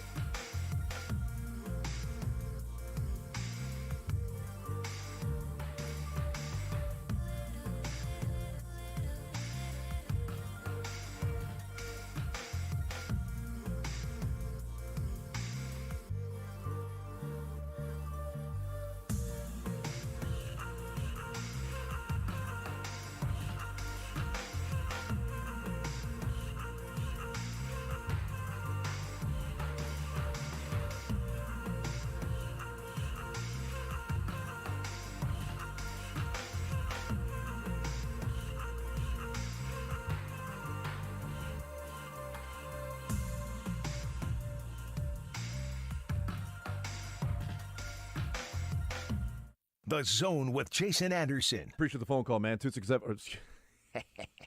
Weekdays from 10 to 2 on Sports Radio 810 WHB. All right, we continue right here on Sports Radio 810 WHB. Jason Anderson with you, Josh Brisco and Beards. We had up until 2 o'clock. We will hear from Ned Yost coming up at noon. Ned Yost, the newest member of the Royals Hall of Fame. He'll have a press conference at noon. We'll listen in for a little bit. And then we will talk with Myron Medcalf in the noon hour. At some point, some college basketball with Myron, our college hoops insider from ESPN. I'm kind of excited to hear from Ned Yost. It's been a little while, and I'm curious what he's been up to. I imagine he's just been in trees and trying to be safe in them, I guess. But, I just imagine him being right back up in a tree stand. He has been hunting and enjoying the grandkids. I would guess that he's been living a good life. Maybe he got a letter that let him know that the Royals were wanting to induct him into the Hall of Fame. You think he got an email or something, or a phone call or a text or so? Is that what you're saying? I'm saying that if he got a text, he would have no way of knowing that for himself. If they called him, was he near a phone to answer, or was he out in a tree stand somewhere hunting? I think he was in a tree stand. I think he might do this Zoom from a tree stand. So you're going to scare the deer, man. What are you doing? Hey, keep it down. Hey, no, I just... Look, it's an incredible honor. And I just... really think that... Got him. Yeah, I'm very excited. Boom. Yosted. First...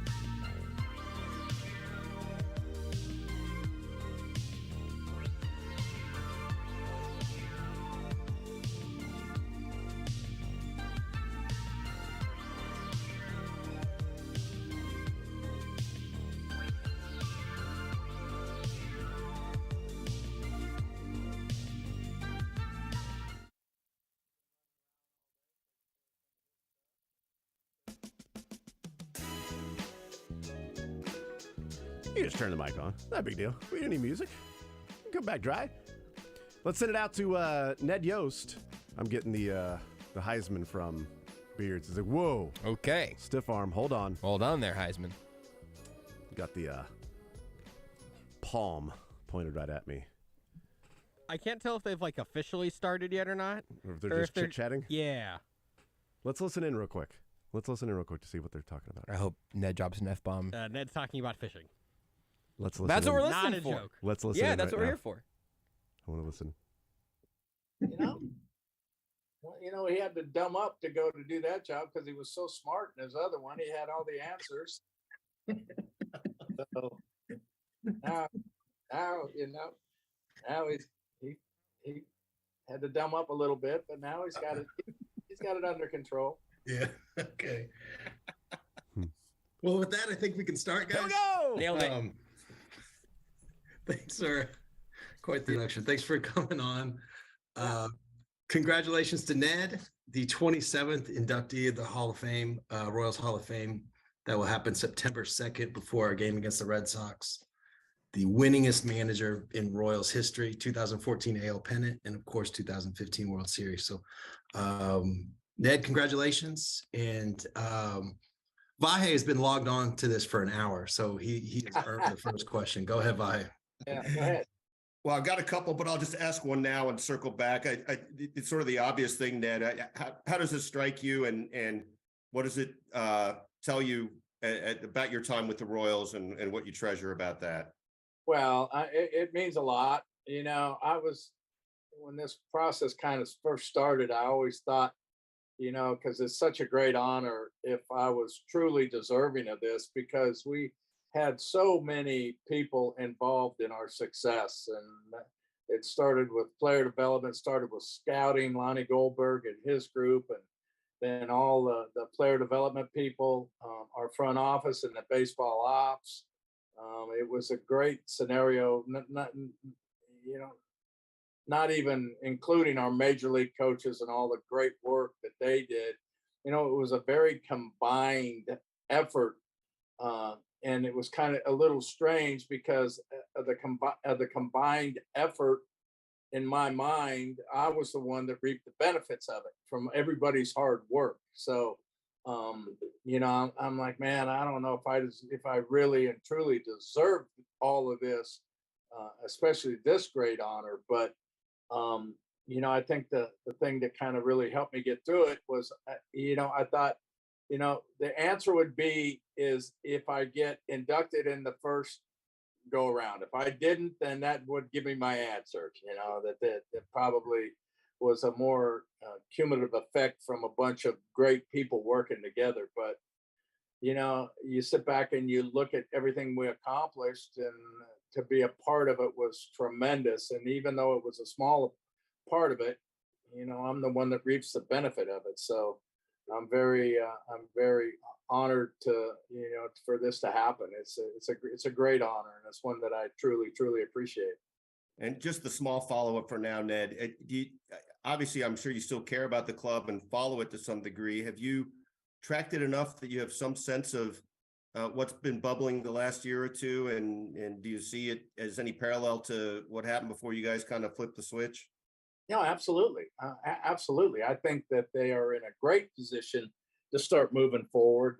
I remember my last year, I was sitting on the bench with Mr. Glass, and he asked me, he said, how long do you think that it'll take for this club to get back into contention? And that was at the point where we had drafted all those young pitchers, and we had, Bobby Witt Jr. and all these kids coming. And I told Mr. Glass that it's probably going to take 4 years. It's going to take them to the point to where they can get to the big leagues. And once they get there, it's always been my experience, and it held true with the Royals in 13, the 2.5 year mark. It's going to take them 2.5 years before they can,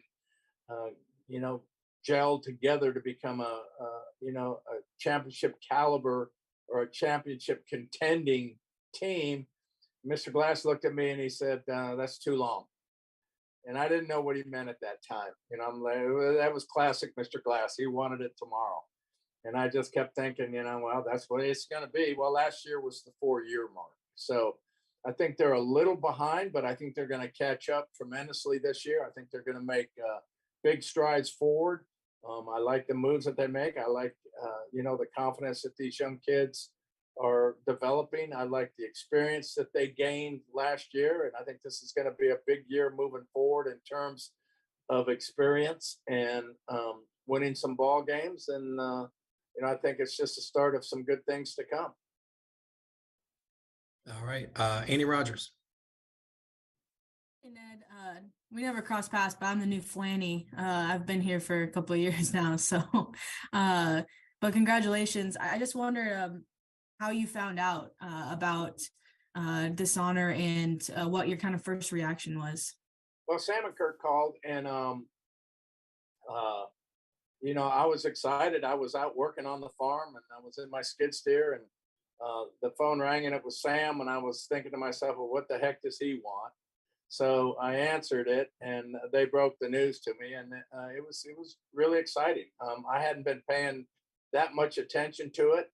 I think somebody told me that the fans were voting, and I thought, well, okay, well, what does that mean? And they said that you were up for the Hall of Fame. I didn't even know it going into this year. And so I was really excited when I got that news. All right. Blair. Hey, Ned, I wanted to just take you back to spring training in 2015. You guys were coming off the crushing Game 7 loss. And I just remember being there and thinking, boy, it should be more upbeat here. And it was really a business-like approach. And I just wondered what you remember about that 2015 spring training. I just remember the feeling that it felt like you worked so hard in 14, to get to the top of the mountain, and you're one step away from reaching the summit, and all of a sudden somebody kicked you in the butt, and you rolled all the way back down the hill again. So I knew at that point that and our team knew that we could show up every day and win ball games, and that we were going to compete for a championship. We knew how good we were. We knew what it took to win as a group. They had full belief in their abilities, and not just belief, they knew it in their heart as well as in their head, that they could accomplish something great. So, that year was a lot of fun. It was a year where you woke up every day excited, knowing that you were going to show up at the ballpark and win ball games. And I think that the best part about it is, and I don't care who you are, and sports fans, baseball fans particularly, they just want you to win. And that's it. They want you to win. Well, the problem that you run into, and that we ran into kind of in 10 and 11 and started to come out of it in 12 and 17 and 18 and 19, is you're not going to win without talent. I mean, that's just the way that it is. You can fight and put up a good fight, and you can say the right things, but unless you have talent, you're not going to be able to compete. And in 10 and 11, we were developing that talent at the minor league level. We had all those kids, Haas and Moose and Salvi and Herrera and all those kids coming up through the minor leagues. So we were just waiting for them to get there. In 17, 18, and 19, we were amassing our talent again, restocking, if you will, our talent again, to get to the point where they are today, where they, can start to take steps forward. But, in 13, 14, 15, 16, and even into 17, we were a talented team. And it showed. I mean, we were 52 games over 500 during that period, won 2 American League championships and a World Championship. So it was an exciting time. It was a time that we knew we were good. We knew we had talent. We knew we could compete, and that makes it fun. That makes it fun. You wake up every day excited and raring to come to the ballpark and put on a show for your fans. All right, Seren. Ned, I got a couple questions for you. First of all, you look back on it, and You got any, you look, you say, "Oh, I made a mistake here or there," right? Like obviously it all added up to a very successful run, but is there anything that you look back on now that maybe we didn't get to hear about in the time because you had to protect a player or what have you, but you say, well, we probably made a mistake here or I made a mistake there? Not really, Saran. I do have one regret, and my regret really, if I sit back and I've thought about this a lot, my regret was 2016. We couldn't have done a better job of finding a way to get into the playoffs in 16. We had won in 15. It was such a high. The hardest thing to do, and I think you look back on, is to go back to back. I mean, our teams, World Series teams, it's been a long time since that's happened, and I don't know if it was a bit of complacency or satisfaction that we had accomplished something special. But if I could go back and do that again, I would push a lot harder. I think in 16 we, to see if we couldn't duplicate it. But besides that's my one big regret throughout my whole managerial career was that, we couldn't bring our fans another opportunity to experience another championship or at least a playoff run in 16. John McKay was an accomplished NFL coach, had a 5-year plan in Tampa. And he turned the Bucs, took him from an expansion franchise to being a playoff team. And the time everybody talked about that. After his career was over, he said, well, I'll tell you how big a genius I was. I had a 5-year plan because I had a 5-year contract. And that, whether that was just comedy or reality, you sat many times and answered questions from us about why didn't you pinch hit for Alcides Escobar? Why didn't, how about this guy? And you would sit there, always very happy and thrilled to answer the question, as I recall. And you would say, because when we get to be a great team, this guy's going to perform. These guys are going to be the guys we're going to have to get to. How much of that is, you just have to will it to happen? You have to say it, whether you believe it or not. The John McKay thing, 5-year contract is, 5-year plan because a 5-year contract. Like you don't have any other choice. It's got to be these guys. And how much was on each one of those guys you actually saw it? Saran, that's a great question because, I saw these kids in 2010, and for better or for worse, I feel like I've always been a pretty good judge of talent. And I could tell that these young kids had a chance to be special. So you amass these kids in a group, you bring them to the big leagues. And for me, my mindset was because I understood what kind of baseball town Kansas City was. And I loved the fan base early on when I was a player. I loved coming to Kansas City. I loved the excitement in the stands. And of course, that was the heyday back in the early 80s when the Royals were doing really, really well.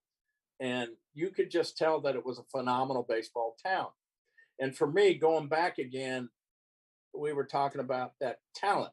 You want us to win, even though we don't have talent. That's impossible. You got to have talent to win ball games, to compete for a championship. And for me, I knew that group was coming. I knew that once they got there, it would take about 2.5 years because it had been my experience with the Atlanta Braves that when that group of kids got together, it took them about 2.5 years before they took off. And then they went on a 14-year run where they won the division championship. And they did a great job of drafting and replacing guys when they needed to keep their payroll under control. Being a small market team, I knew that we weren't going to make great additions through the free agent market or through big blockbuster trades. We did to get us over the hump in 15. But for me, it didn't make any sense. And I wasn't interested in playing 500 baseball year in and year out. I wanted to win a championship. That was my focus. So every day we did the best we could to try to develop these kids at the big league level to become champions. I knew that they had to get through situations and understand situations. They needed that experience so that by the time we were capable of winning a division or capable of making it to the playoffs, those guys would have that experience. So I tried to explain that early on to you guys. And the reason I wasn't always so happy to answer questions because you guys never got it. You guys never understood what I was trying to accomplish. And y'all looked at me like I was stupid. But, the thing about it was players didn't believe it either. I mean, Zach Greinke, I had to try to talk Zach into this. This is where we're going, Zach. This is where we're headed. And Zach said, I don't believe it. I've heard it too many times. So I understood it. The Royals fans had heard it so many times, and then it just never came to fruition. It never worked out. But I had in my mind a group of guys that I thought that could be very, very competitive and could take us to the playoffs and eventually have a chance to win a championship. So my whole focus was to do whatever it took. And if it meant losing a game today because I didn't pinch hit for this kid right now, which would have meant we would have made 79 wins or 80 wins on the year, I could care less about that. And that drove fans crazy. It drove you crazy. It drove Sam crazy. But for me, my mindset was I wanted to win a championship, and I was going to do everything that I could, take the heat for it, to give these guys the experience that they needed. So when we got to that point, they could take off. And for me, luckily, the plan worked perfectly. You look at what Esky did when it came time. You look at what all these kids did when it came time. They were ready to win, and it worked out for us because it's tough, man. When you got a group of young guys, you get them to the big leagues, you're on the clock. You got 6 years to make it happen. And, I knew that. I understood that. So I wanted to take full advantage of every minute that we had to try to develop these kids at the big league level, to try to give them as many experiences and as many failures, because they learned from failure, that they could get, so that when we got to that point, they would be ready to run with it. And it just worked out perfect. Last one for me, Ned, is the approach. Dayton always had very much a belief in caring more about the players than any other organization, right? He's been very upfront about that, and they backed it up. The organization's backed it up by paying minor leaguers during the pandemic. It's something that they followed. Is that something that is still a path to victory, or has the modern game, with the amount of revenue that's there, the analytics, all the video, all the technical side of things, is that not really something that can be followed? Do you have to be more cold and constantly turning over the roster to create a championship caliber club in a small market? I think, Saran, that's another good question. I think that for me, I think chemistry is so important. And you can do, for me, you can actually do both. I mean, you look what the job that Andy Reid's done with the Chiefs. I mean, those guys love him. They worship him. They got a very tight bond. Their chemistry is tremendous, but Andy's on top of his game. They move players. They move players that they really don't want to move. Tariq Hill and LeMahieu and these guys, they moved key players, but you still care about the individual person. And that's what it is. They're not just numbers on a piece of paper. They're people like everybody else. They've got families. And I think it's really important. And I think that's where, Matt's on a good course right now in Kansas City about, giving the players a bit of a voice so that they can feel a part of what everybody's trying to achieve, and everybody's trying to grow, and everybody takes ownership of it. So I think it's vitally important. There are clubs that, the cold, the cold way of doing things, it works too. So it just depends. For me, I'm not really smart enough to understand which way's the best way. My way, I always felt it was important that you try to develop really, really good baseball players, but you try to develop good sons and good husbands and good fathers and good teammates along with it. And I think you can do both as long as your communication is open and honest. They understand where you're coming from. They understand that you've got their best interest at heart. And sometimes your best interest isn't the best interest of the organization, and you got to move on. And we're all upfront with that too. But I think it's important that you build a real strong relationship, and it's a trusting relationship. It's a relationship out of respect with the players. I think that's important. All right. Todd Lebo. Hey, Skip, congratulations. Just a kind of a general question about what's kind of going on with Major League Baseball. They got some of these new rules, the shift stuff, the larger bases. What do you think about kind of where baseball is headed with some of these changes and if they're going to work or not? Well, I do. I don't really mind them. I really like the shift rule. I thought that for me, even though everybody got a lot smarter, what it did was it really took away from the offense in the game. Which, when you start taking away the offense, you start taking away the strategy of the game. All of a sudden, you're losing the singles, guys. You're hitting doubles and triples and hitting balls in the gap, but you take away the single, you take away the bunt, you take away the hit and run, you take away the steal. there's a lot of strategical moves that I think the shift took away from. Now that the shift is eliminated, I think it's going to open up the game more. I think it's going to be more. You're going to see more action in the game. I think you're going to beat out more hits with the bigger bases, which is going to create more action in the game. I really like the fact with the 10th inning rule and a tie ball game, because you could absolutely wear your bullpen out in those extra inning games. I like that. So, I think the pitch clock is good. I think that, pitchers need to pick up the tempo a little bit. They sit out there and think a little too much. And, you watch the really, really good ones, they get the ball and go. Boom, they get the ball and go. So I like that rule. It's going to be interesting to see, how all these things play out. But I think there's going to be just a little bit of adjustment early on. And for the most part, it's probably going to be all taken care of by the end of spring training. And it's going to be business as usual once the season starts. But I'm for them. I like them. I think it's going to create more action. I think it's going to create more offense. And I think it's going to create more excitement. And a personal one, you said you're out there working on the farm. You got any big bucks the last few years? Have you gotten to go turkey hunting in the spring? What's it been like? Yeah, we've been letting the turkeys rest a little bit. We've been watching them. We've got 4 or 5 really big gobblers we've been keeping our eyes on. And, Saran was talking about a 5-year plan. I've got a 5-year plan on my garden. I'm in year 3, trying to perfect my gardening skills. So we grow tomatoes and peppers and eggplant and squash and okra and a bunch of different stuff. And we're getting better at that. But, I haven't killed a buck. We've killed a bunch of does. I saved the bucks for the kids and for guests. But we killed, 23, 24 deer on the farm this year. So it was a good year.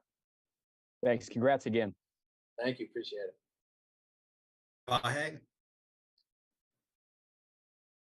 Ned, just, you had the talent on those 2014, 2015 teams, obviously, but I think part of the magic that people remember is the joy those teams played with. And I wonder how much that spoke to a chemistry that kind of put it over the top, and how much that feeling from that season still resonates with you. Then I'll just have one other, Sam.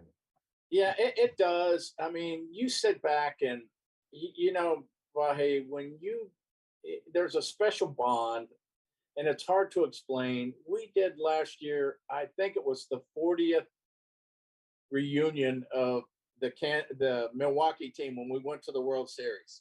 And we had a big deal in Milwaukee, and all the players got together, and it was really a neat little reunion with that group. And when you accomplish something special with a group of guys, that's something that kind of lives forever. And I'll never forget, and it really sunk home for me when Yodana Ventura passed away, because I had just come back from an autograph session in Milwaukee with a bunch of those guys. And we were there for the weekend, and we just had a tremendous time.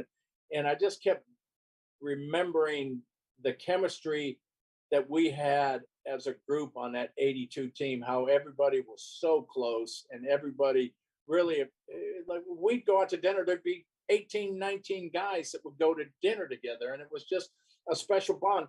And it was a special bond with a group of guys that accomplished something special. Now, other teams, when we didn't do anything, there's nothing there. But when you accomplish something special with a group of guys like that, it stays with you forever. So when I got home that Sunday, Dayton called me and told me that Ventura had passed away. That was part of that. That's when it really hit home that it's going to affect so many guys on this team because we created something so special that we went through the ups and downs of a 2-year period together. We all kind of celebrated each other's successes and we all kind of mourned each other's losses.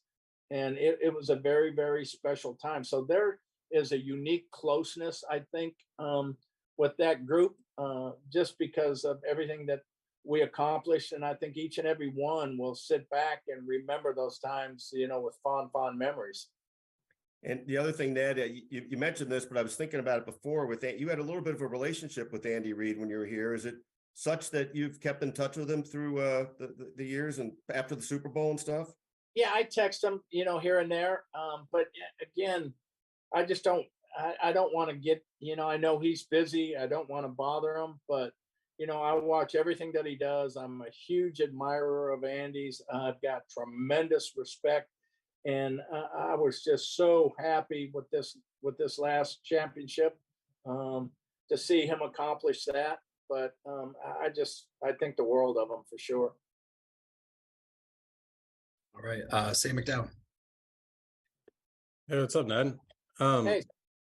Hey, when you mentioned something earlier about you wish you would have pushed a little bit harder in 2016.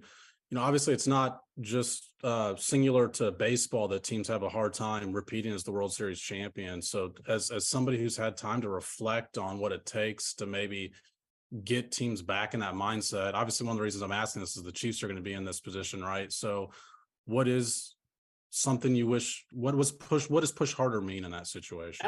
In that situation, I've kind of done a little, reflecting on it. And you go back and you look at coaches that have won kind of multiple championships and how they went about it, Nick Saban and Bill Belichick. And I think the thing that struck out to me was when we went to spring training in 16, it was a really, really strong sense of,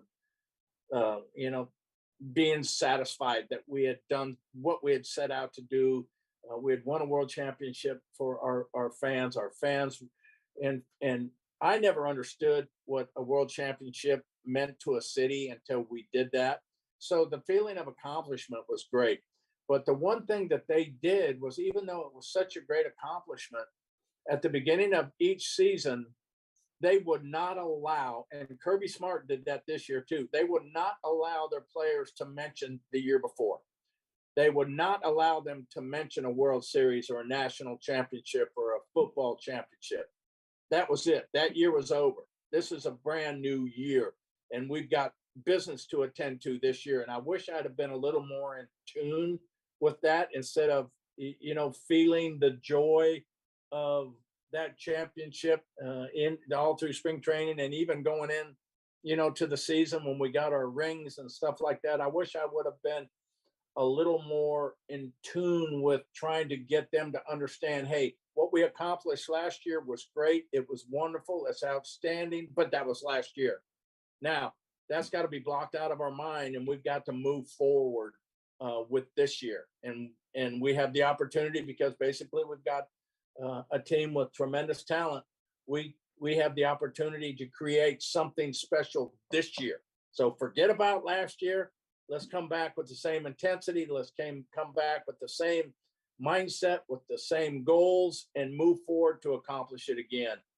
And, that's what I mean by pushing a little bit harder in that situation. I also wanted to ask just when you reflect on what worked, just over those, obviously the Royals have a similarly young roster, and I realize every person's different, probably needs to be managed a little bit different, but when you get in the Hall of Fame, it probably prompts you to reflect on what did work. What do you think, as far as your style really resonated with that group? Patience, more than anything else.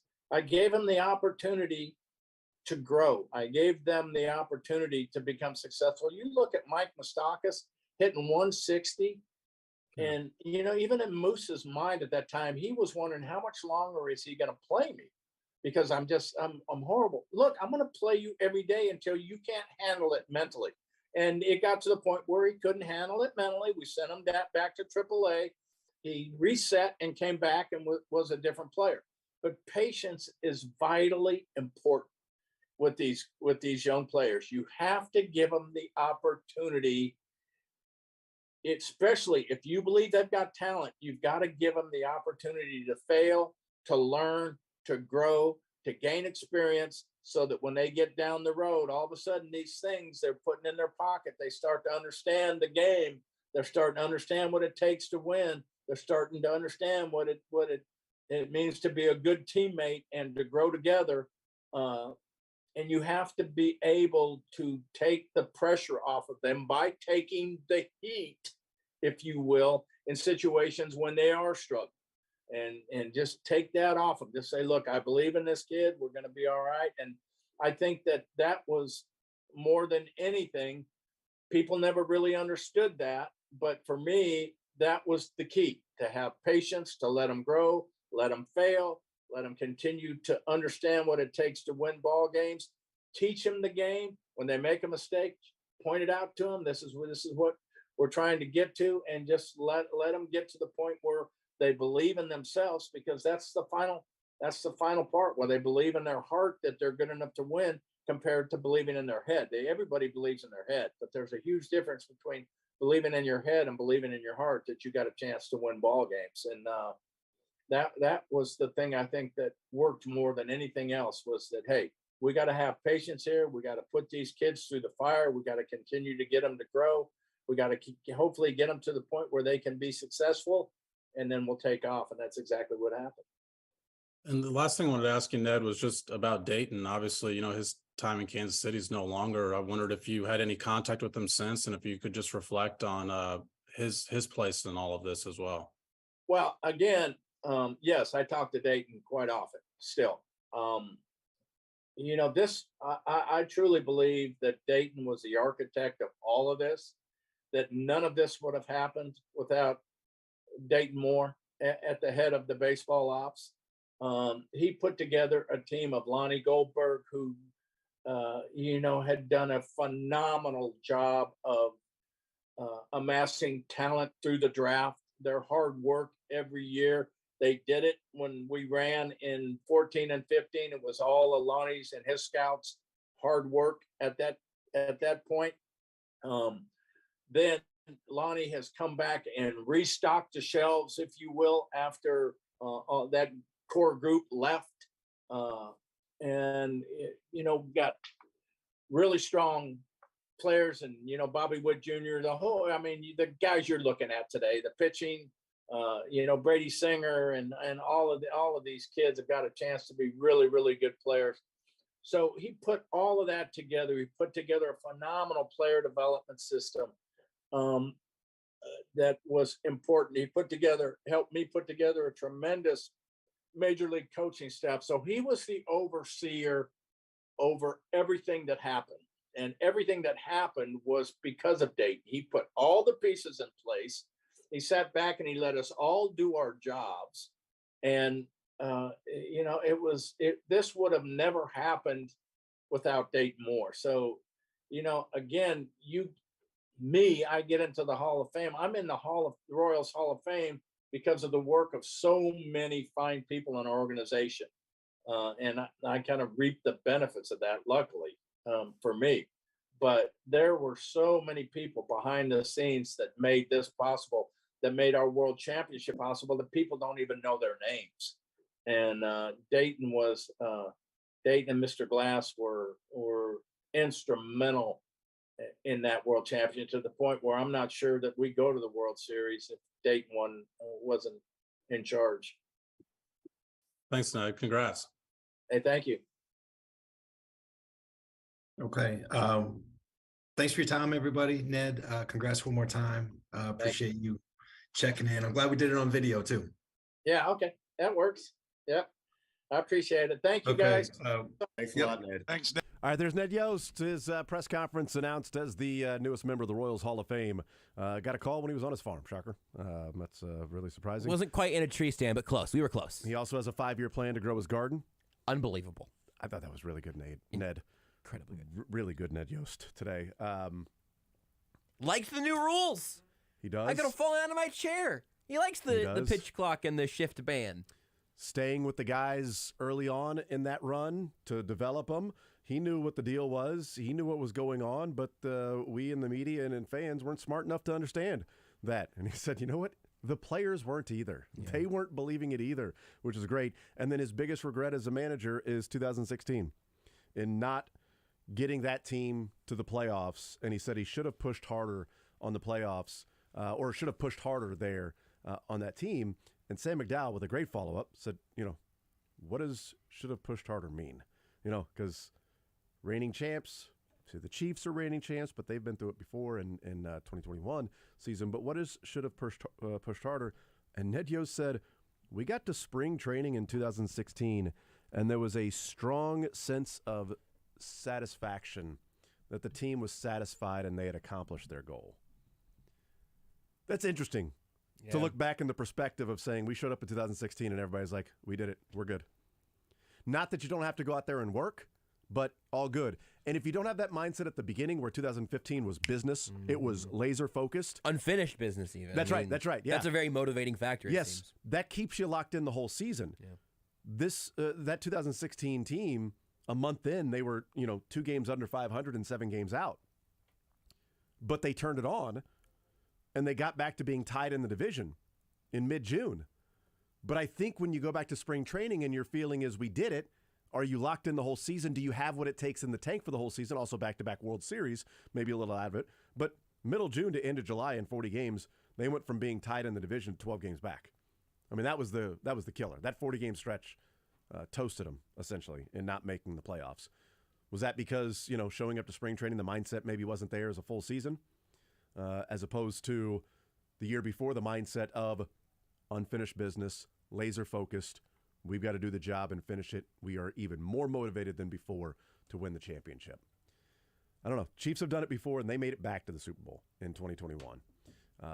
And I think they'll have that same sort of mindset this year as well. But congratulations to Ned Yost, the newest member of the Royals Hall of Fame. We'll take a timeout. We'll come back. We'll hear from Myron Medcalf. We'll talk with him some college basketball next. Want to see more of The Zone? Watch the show live on the Sports Radio 810 WHB Facebook, Twitter, YouTube, and Twitch.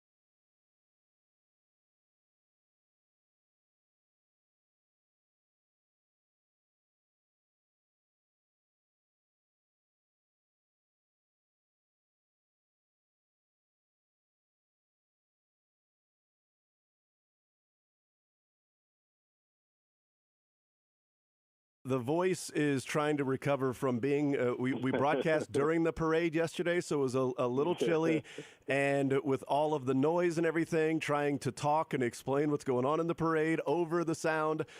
So 3 hours of projecting in the cold weather. So really, I kind of consider myself like playing through it like Patrick Mahomes' ankle. It's kind of the same thing. Yeah. So whoever worked on his ankle, by the way, give them a show. Right? Like everybody's got a reality show right now. I don't know who did it. I just want to see that trainer or doctor or a combination of them. They should have a show. Like, there's that plastic surgery show, like in Miami. I don't know what the guy's name is. So, like, people come and get plastic surgery. They should have that for, like, people who have sprained ankles and knee issues or whatever they got. And that should be a whole show. I would watch it. Because what miracle did those people do in the last month that Patrick Mahomes went from not being able to walk to what he was able to do in the biggest game in the world, man? I am just in awe of the Kansas City Chiefs training medical staff, because that's the blueprint. I have no idea how they did it, but kudos to everybody. Well, they've got the show like Dr. Pimple Popper. I mean, if they've got that, why can't we have like Ligament Whisperer or something like that? Dude, you come in, like you fall at work, you hurt your knee, you come into them, and they walk you through how to get better, man. That's right. And then, 6 months later, we go check on you. You're at the house gardening, playing with your dog again. Like, I see it, man. And if this happens, don't take my idea, by the way. I want to be a producer at least if this becomes a reality. I won't. I just can I be like a runner on the show, just getting everybody coffee? You can be co-executive producer. Okay, I just want to have a role in it. That's okay, all. Yeah. I'll be vice. I'll be a step down. Okay, I'll be. I don't need to be co. It's your idea. I'm just just here. Okay. I'm going along for the ride. I'm just like Eli Apple and the Bengals. I'm just here for to see what everybody else does.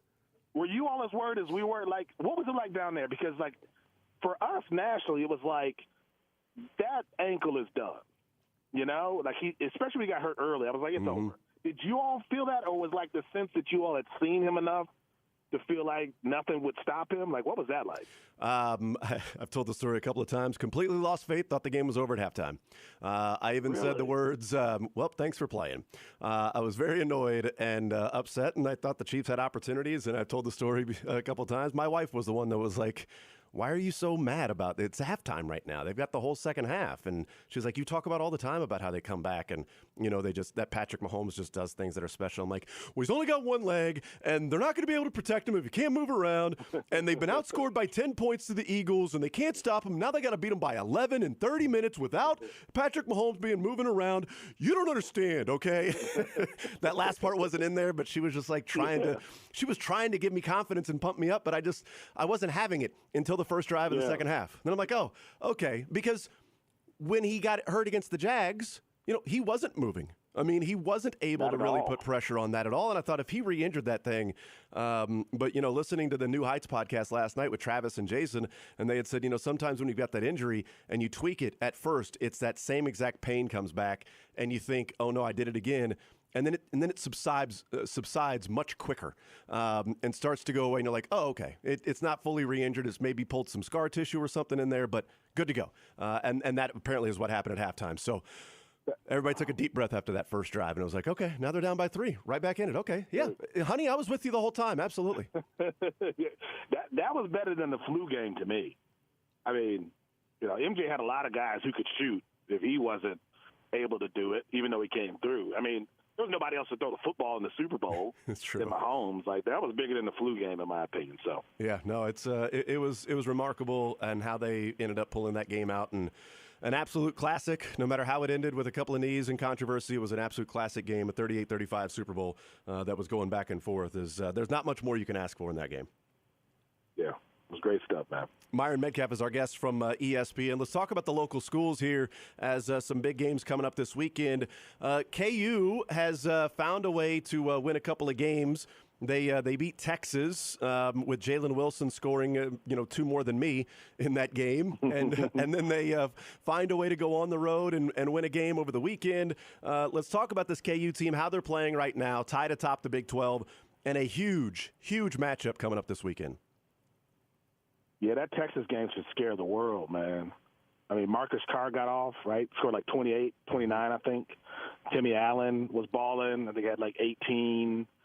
and then you check the box score and you see 2 points for a first-team All-American and Jalen Wilson, man. Like, how many teams get out of there with a win, with that dude having 2 points and struggling the way that he did? That should scare everybody, because I think the difference between February Kansas, mid-February Kansas, and the team we saw, a month and a half ago is like everyone was kind of trying to figure out their roles in that moment. And to watch Grady Dick step up, to watch Kevin McCullough finally, decide that he's going to be the guy that everyone thought he'd be when he transferred in.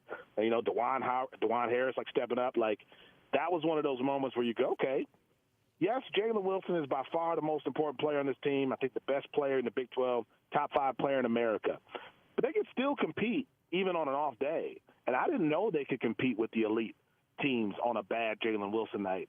And that really just changed the narrative. I mean, they beat Kentucky, and although Kentucky isn't that same Kentucky, going on the road in that building after they lost 3 in a row and getting that win, I think gave them a real boost of confidence that they've just kind of, ridden that all the way to this point, and now they got this crazy matchup with Baylor over the weekend. But Kansas, to me, is looking more and more like a Final Four team with what they've been able to do in the last, 4 or 5 weeks. Well, it's interesting because, Jalen, and maybe this goes to, the point distribution or being a one-man show, because, he scores 16 against Iowa State and they win the game. He scores 38 against Kansas State, they lose. He scores 30 against TCU, they lose. He scores 23 against Baylor, they lose. He scores 20 against Kansas State, they win. 26 against Iowa State, they lose. 2 against Texas, a win. 18 against Oklahoma, a win. 14 against Oklahoma State, a win. I mean, I would rather my first-team All-American score 30 than 2 if I had my choice. But is there something to that, or is that just sort of coincidental that those things happen in a game and other guys have to step up? That maybe when it isn't all Jalen Wilson feeling like he has to do it himself, that other guys are – I guess it's just sort of, evident of other guys having to – are also playing well when it's not – a prerequisite that Jalen Wilson has to score 25 in that game. Yeah, I mean, I think it's a little bit of both, right? I mean, you're the leader. You've been there. You've been leading the way. Those were all big games, too. Like, that 3-game losing streak, we always got to put context on that. You lost to Kansas State, TCU, and Baylor, tournament teams.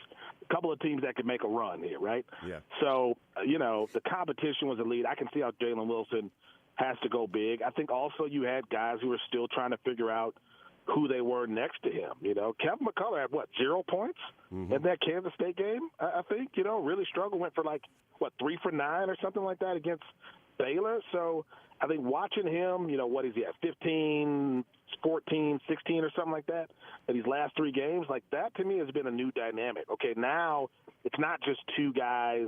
Now you got maybe 4, and if KJ Adams or DeJuan Harris, depending on who steps up, you maybe have 5 guys where you can spread the load to on this team. And I don't think that was the case during that 3-game losing streak. So it was Jalen Wilson maybe forcing some stuff. I think it was also, if I'm Jalen Wilson, man, I got to do that, right? I got to play that way in order to give us a chance against the elite teams in America. What should scare everybody about what happened to Texas is all of a sudden everybody else said, wait a minute, Jalen, you don't have to do all that. Yeah. And I think that might be the game, Jason, no joke, that we look back on if they make a run and go, okay, that's when it happened. That's when everybody else realized that they were the Avengers too, and Jalen was just Captain America. But you got to fight as well. Yeah, it's interesting, and you mentioned. I love the analogy too. I love that. Ant-Man's coming out this weekend, so I think I'm thinking about right. Absolutely, yeah. We got a huge sneak peek premiere with the station coming up tonight. I won't be in attendance. That's unfortunate. Man, I heard it's good. Yeah, I would love to be there. I mean, I don't know. Ant-Man was at the parade yesterday, and now he's on the big screen tonight. I don't know how that happens. I'm not sure. But with Kevin McCullough, he's got 19 assists in the last 3 games too. Averaging 15 and 6.5, 6.5 assists. His previous 10 games, he had 20 assists, and now he's got 19 in his last 3. That to me is also kind of what you're talking about, finding your role. What am I doing on this team? Yeah, I'm scoring, but I'm not just going to be a scorer. I'm not just going to be a guy that goes and grabs 11 or 13 or 12 or 12 rebounds. I mean, he was doing a lot of rebounding and not much scoring for a good portion and a good stretch of basketball. And now he's doing some rebounding. Certainly, he's doing some scoring, but he's also assisting other guys and passing the ball and being a part of the overall offense. That it's huge because he's a basketball player. Like Grady Dick is a scorer/shooter. Jalen Wilson is just a phenomenal player, playmaker, shot maker, and McCullough to me is just like he's a basketball player. Yeah. No, and I think like the problem with the transfer portal is like we assume that people are just gonna take on the same role they had, or it's not going to be a difficult transition. Like we expect freshmen to have transitions, but not guys like Kevin. And the reality is you're at Kansas, dude. Like nothing you're going to do is going to impress anybody because they've had so many stars.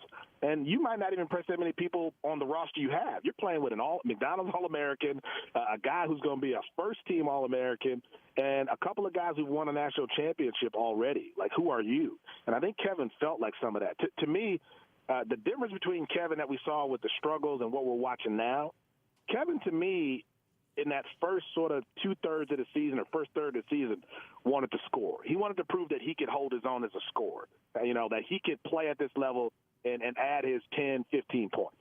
Kevin's just winning now. Yeah. And I think that's the switch. Like he's decided, you know what, man, on a roster like this, at a school like this, where they've cut down the nets many times, I just got to help win. And at some point, I might score 19. Another night, I might score 10, 8 assists, whatever it is. And you can see the comfort level with Kevin McCullough that you didn't see a month ago. Because I would watch games with him, bro, and I'd be like, why is he so tight? Like why is he not loose like the dude we saw at Texas Tech all those years? Why is he forcing everything? But he looks like a dude who's just settled into the idea of, if I contribute to winning with a program like this that has already done it many times, won at the highest levels, I'm good. And you can see that calm kind of setting in with that dude. Myron Medcalf is our guest from ESPN, presented by the Boys and Girls Club of Greater Kansas City. I want to talk K-State. They've got Iowa State coming up this weekend at home. They're 1-5 in their last last 6 Big 12 games. I was convinced on Tuesday night that they were going to beat Oklahoma. We talked about it on the air. I'm like, K-State's going to take care of Oklahoma. I know it's on the road, but they're going to bounce back. And the way they've been playing, this is a pretty big one tonight, and they're going to go and win. And it got away from them late. I mean, they were in the game, and then Oklahoma started pulling away. What are you seeing from K-State right now as they get ready for these final 5 games of the Big 12 season? Teams are pushing the pace, and they're daring them to play faster, daring them to see if they can, kind of speed up the game a little bit and keep up. And I think that's been the biggest thing with Kansas State. I think it was like Texas Tech. I mean, Texas Tech historically always plays pretty slow. That was like an 80-possession game or something like that. I mean, I also think like with K-State, everybody loves you when you're the new guy and you're winning big and you're changing things and you're turning things around. It's a lot different when all of a sudden you face some adversity and you go from being 15-1 to 4-6 in your last 10 games. You start 4-0 in the league, and now you're 7-6. You're going 3-6 in your last 9 Big Ten games. Like, it's getting real for this team, and I think they got to just settle down. They played a lot of tough road games, so their schedule switched as well. And I think that was maybe something people didn't anticipate, because I think most of these losses since that Oklahoma State win way back in like early January have been on the road. But you're seeing them play a lot of really fast games, and I think teams are saying, you know what, we don't think you guys can score at that pace. We know what you are defensively, but we're going to catch you in transition if we're playing that fast. And I think that's kind of what you're seeing that's worked against K-State in the last 10 games. Visiting with Myron Medcalf, let's talk Mizzou. They get ready for Texas A&M this weekend at home.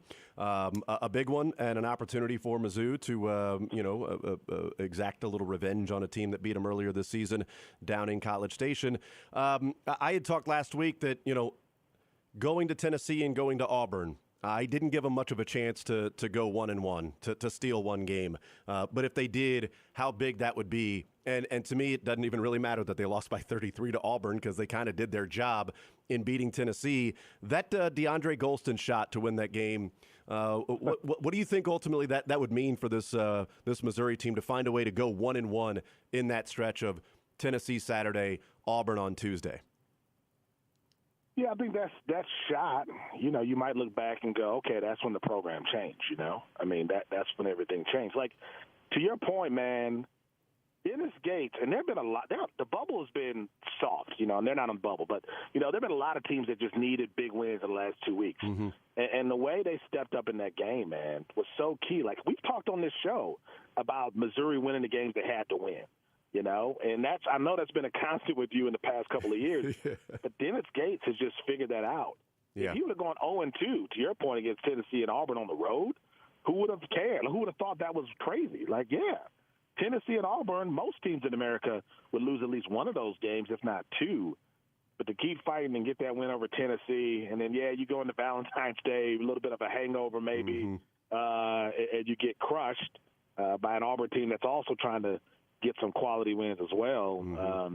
You can't be mad at the job that Dennis Gates has been able to do, man. Like, culture matters, man.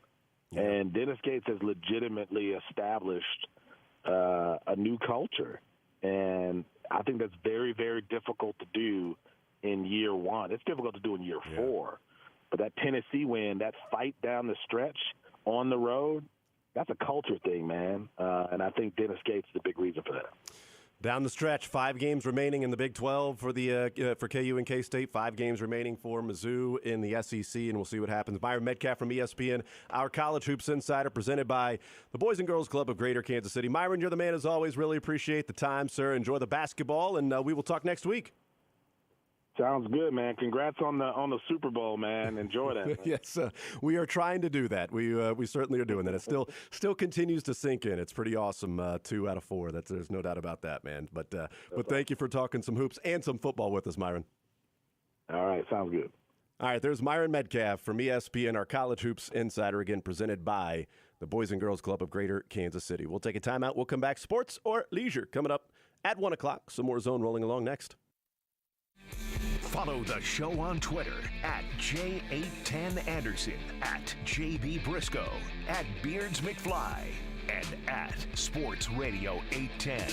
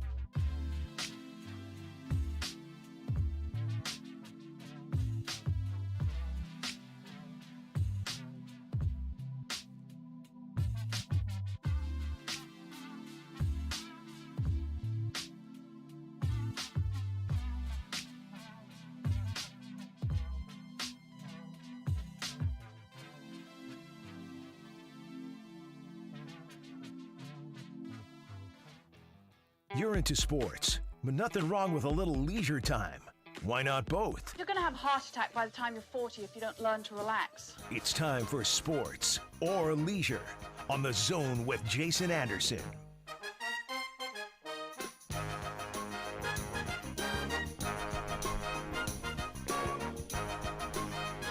All right, thank you to Myron Medcalf. We continue rolling right here on Sports Radio 810 WHB. It is a little sports or leisure. 913-3810810 is the phone number. Be very football, Super Bowl centric on the sports side. 913-3810810 to play a little sports or leisure. Presented by Johnny's Tavern. 10 locations, best sports bar in town.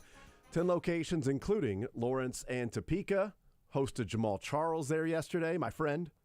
Your close personal friend, Jamal Charles. Good friend, Jamal Charles. I haven't seen him in like a week. Missing him. But yeah, he didn't even tell me that he was going to. He was just like, yeah, I'll be at the parade, man. I was like, cool, dude. Hopefully I'll see you down there. And he was like, I saw you enough last week. Hey, man, could you please leave me alone? Didn't feel like I got my fill.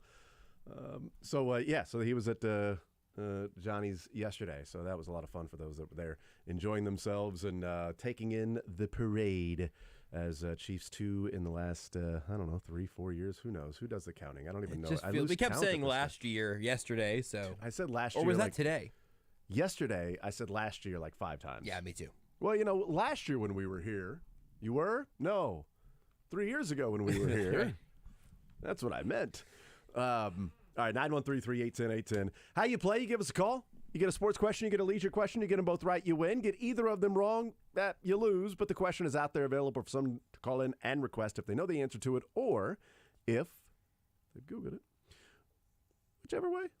We give out the answer when somebody answers it correctly or we have run out of time to play sports or leisure. So that's how you play, and we're playing for $25 to Johnny's Tavern.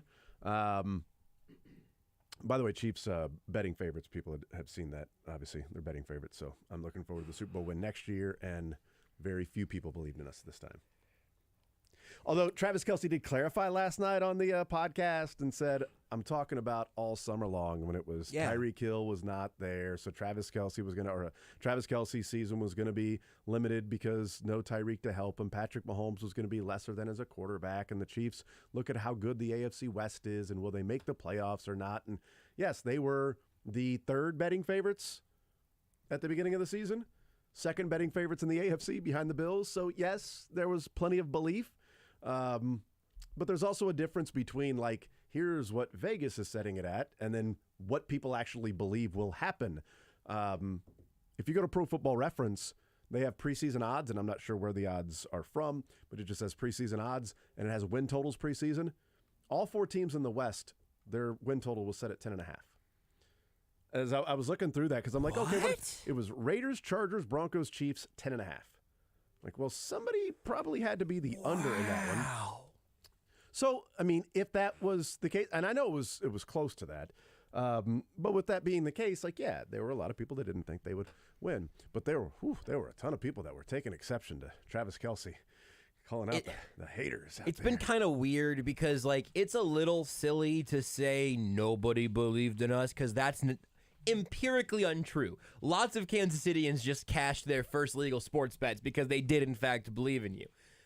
But also, if you're going to be a, face of the franchise type of guy or just trying to get motivated and locked in throughout the year, and if it's in training camp and kind of what we just heard Ned Yost talking about a little bit ago, you find the people who don't believe in you and you run that on loop for the whole year if you want. Like, that's right. Fine. And they have. The Chiefs had never been more doubted in the Mahomes era since the first Super Bowl than they were this offseason. That's right. Now, that is still... That doesn't make them the Lions. Fewer people believed in the Eagles before the season started. That's true. But the Chiefs won, and so they can kind of say what they want here now. That's all right, everybody. That's right. Say whatever you want. All right, so 913-381-0810 is the phone number. 913-381-0810, the phone number to join us to be a part of the show. All right, categories today. Like I said, on the sports side, just going to be football. There's Super Bowl, and there's a few questions left from Catching Kelce. So the Super Bowl includes a Chief question, some Chiefs-centered questions, but maybe not be Chiefs answers. But you get the point. It's just questions about the Super Bowl and then also catching Kelsey. There's some other general NFL in there as well that we have that we can get to, but it's going to be football specific. What about on the leisure side, Josh? On the leisure side, we have 2 refreshed familiar favorites and then 2 brand new categories. On the reruns, we've got not reruns, the questions are new, but the familiar categories, we've got the commonly misspelled word spelling bee. I give you a word, all you got to do is spell it, but make sure you don't get it wrong. And we have the pun name game. It's back, baby. It's ready to go. It will more often than not be a sort of combination between a couple of names that will be hopefully hinted at quite frequently, quite heavily in the prompt. And then our 2 new categories, we have semi-scientific, which is not like, these aren't chemistry and physics questions, but things that largely fall under the science umbrella in terms of, how the world works and all of that. And then we have what I'm calling ready for anything. Okay. This is a generalist category where I think if you know, you're going to know all of these. So you're rolling the dice on not knowing the specific genre of the question, but I think these are all questions that pretty much everyone should know the answers to. Okay. So there we go. 913-381-0810 is the phone number. The categories are getting more convoluted, I'm realizing now. They really are. Let's just do the spelling. Just call in and spell hippopotamus. It's the explanations of what the categories are longer than maybe a question within said category. No doubt. No doubt in my mind, except for the pun name game. Some of these are paragraphs. That's true. All right, I'm ready to go. Josh, you good to go? Oh, I'm so good to go. Beards, are you good to go, baby? Beards, let me hear it. Yeah, I'm fine. Beards, if you're back there, let me just make some noise. Give me a ow. If you're ready to play sports or leisure, let me hear you say, na-na. You won't be hearing me say that. Oh, he's not ready to play then. I guess we'll have to wait. We got to get ready. Right. We got to get ready. You know what, Jason? Yeah. We can hold him hostage. Hey, Beards. Radio silence until we hear you do the I'm not playing that game because Beards will just sit back there. Yeah, you're right. It's your fault. It's your show. You're right. I'm just back here doing whatever I need to do. And no one what on I the don't planet, need to do right now is talk on the microphone. No one on the planet has legitimate leverage on Beards. He doesn't feel peer pressure. It doesn't exist to him. Like you could just have 1,000 people all around him just be like, hey, drink this beer. He's like, well, I would, but because you all want me to so bad, I'm not going to do that. Take that. I don't succumb to your peer pressure. He's immune to peer pressure. Yes. It's really annoying. Also, it's the only thing I'm good at. As we get ready to go to the phone lines, Jonathan Gannon, the defensive coordinator for the Eagles, introduced as the Arizona Cardinals head coach. He is letting people know that they are going to be multidimensional on defense, aggressive. They are going to attack, and they're going to be smart in all 3 phases of the game. So... And look, I would say they're ready to go in Arizona. I understand having some reservations about him, but when you see what his defense can do on the field in Glendale, I mean, you are just, maybe not. It's like, you know what?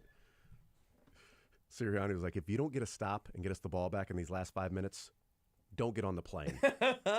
He was like, hey, Arizona, I'll take that job. I will take the job, yes. I'm going to take that job. What do you guys do about your cleats here? I've got some questions. Yeah. I did like that as the Chiefs were driving on the NFL films, the sounds, the mic'd up, Sirianni on the sideline. We're going to get the ball back, and we're going to be world champs. All right? You guys be ready to go because we're getting the ball back, and we're going to go score, and we're going to win. We're going to be world champs. Just be ready.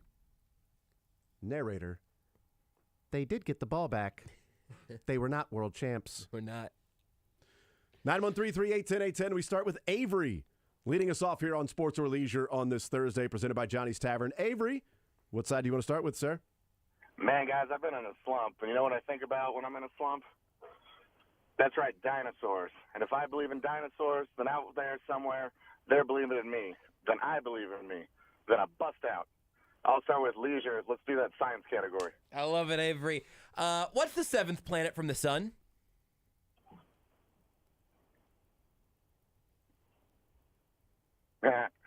Uranus. He pronounced it differently.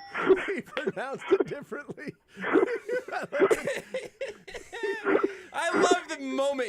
Okay, Victor. Mercury. I did the same thing. You can't see me, Avery, but I'm doing the same thing because I don't have the answers in front of me. So Mercury, Earth, Mars, Jupiter, Saturn. Oh, Josh. I just thought that might be a challenging one, man. I don't know. Uranus is correct. Well, that's not how I'd pronounce it. But We also would have accepted Uranus. we sure would have. All right, let's do Super Bowl. Super Bowl, okay. Let's do Super Bowl. Here we go. What did Chris Jones call Matt Ryan to get a 15-yard penalty against the Colts? All right, sorry, go ahead. I know that one. All right, so Stay down. stay down, sir. It's the same answer for sports and leisure. You're gonna go down again, sir. Man, I've been in Uranus all day. That would get you a flag, actually. I think that was deserved. Now that if we know that that's what he said, you know what? You know what, official? My bad. Deserved penalty. All right, so Patrick Mahomes this year won the regular season MVP, the Super Bowl MVP. He led the league in passing touchdowns, and he led the league in passing yards. 3 players have done that in their career. Kurt Warner, Tom Brady, Peyton Manning. Name 5 of the 3. A workmanlike performance. Also, by the way, they've done that in their career in different years. Mahomes did that in 1 year. That all in just this 1 year. Just did I'm that back, in baby. 1 year. Thank you, Mookie Wilson. Thank you, Avery. Appreciate it, Good sir. work, Avery. Oh, I just hung up on him. I'm sorry. I promise I took. You know what? Beards. Avery, I Beards, know you your got his last name. information. We're good. You got his information. There you go. I'll put the envelope. I out for hit you. the wrong. It's been a while since we played Sports or Leisure, so Yeah, I forgot it to hit has the been. hold. It's been like Typically, a we month. just hit the hang up thing. He's like, get off of my show. We gotta clear up some lines here. Get out of here, man. So there we go. Tom Brady, Peyton Manning, and Kurt Warner all have those accolades in their career. Mahomes just did it this year specifically. So that's a pretty good year. Pretty good. Pretty good year. John, next up on Sports Radio 810 WHB. John, sports or leisure? What side do you want to start with, sir? I guess we'll start with sports. All right. Super Bowl. You guessed correctly then, if that's what we're going to do. All right, so the Kansas City Chiefs have now won 75 games since 2018. That's the second most wins ever by a franchise in a 5-year span. What team has the most with 77 wins in 5 years? Oh, man. Which is pretty awesome. Chiefs 75 wins in 3 years. Just think if you'd have had a couple of wins 3 wins along the way over the last 5 years, they'd have the most wins in a 5-year span. But they didn't have those 3 extra wins, so they don't, so they're 2 behind. So, to me, it sounds like it's obvious it's either the 49ers of the 80s or the Patriots sometime over the last 20 years. Sound like dynasties to me. I don't know, but I guess we're still discussing this one. Let's see. Oh, man. I kind of feel like Patriots had a few down years in there. I don't know if they had a consistent 5-year. I don't know. They did. They were always kicking in. But I'm going Patriots. Patriots correct. Okay, it felt like a bait question, man. I was worried too. Patriots correct. That last year in 07 when they won 18 games, when they went 18-1. Ah, wow. You start 18-0, it's pretty good. Although the Chiefs won a lot of games this year too. So, Sure did. I mean, what did they end up with final? 17 wins? The Chiefs won the last one, unlike those Patriots. That's a good point. Hello. Would you rather be 17-3? I would rather have the parade. Or 18-1. I'd take 17-3. 17-3 is better. Yeah, I would take it. Sometimes it's just better. What about on the leisure side with Josh? Do you know what category you'd like? Yeah, I'll try. So if I heard you right, you said ready for anything, just general stuff, right? Yep. Let's try that.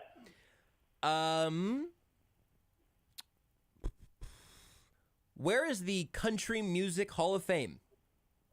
Nashville. See, sometimes you're just ready for the moment. It was easy. Just ready for the moment. Yeah, that was easy. But that's all right, though. But you got to have the courage. You got to have the courage to cannonball into this category. Right, because you got to be ready for everything. You got to be ready for everything, and you were. And anything. And so now you're ready for $25 at Johnny's Tavern. John, I will put you on hold and get your information, sir. Thank John's you, sir. Tavern. Yeah, Whenever he's people there. might call him Johnny. When he's there, he goes by Johnny. He should. Yeah. He should walk in like you own the place, and then try to dress up like the logo. You know, the hat and the beard and all that. You should do that. You should. All right, 913-3-810-810. Let's go to Matt is next up on Sports Radio 810 WHB. Matt, sports or leisure? What side do you want to start with? Let's go pun name game. Okay, this president of the reigning world champions of the NFL has now hoisted 2 Lombardi trophies in his time with the team, 2 more than this former quarterback of Andy Reid's old squad. Oh, I like that one.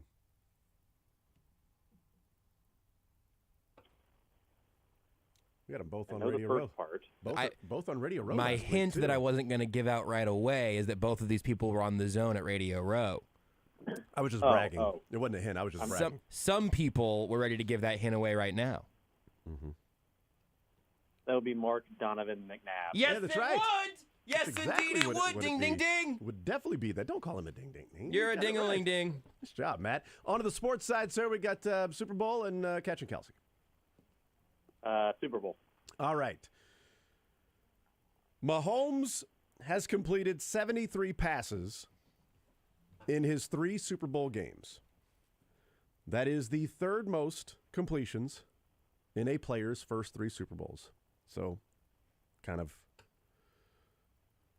makes it a little bit easier because the player has to play in at least 3 Super Bowls.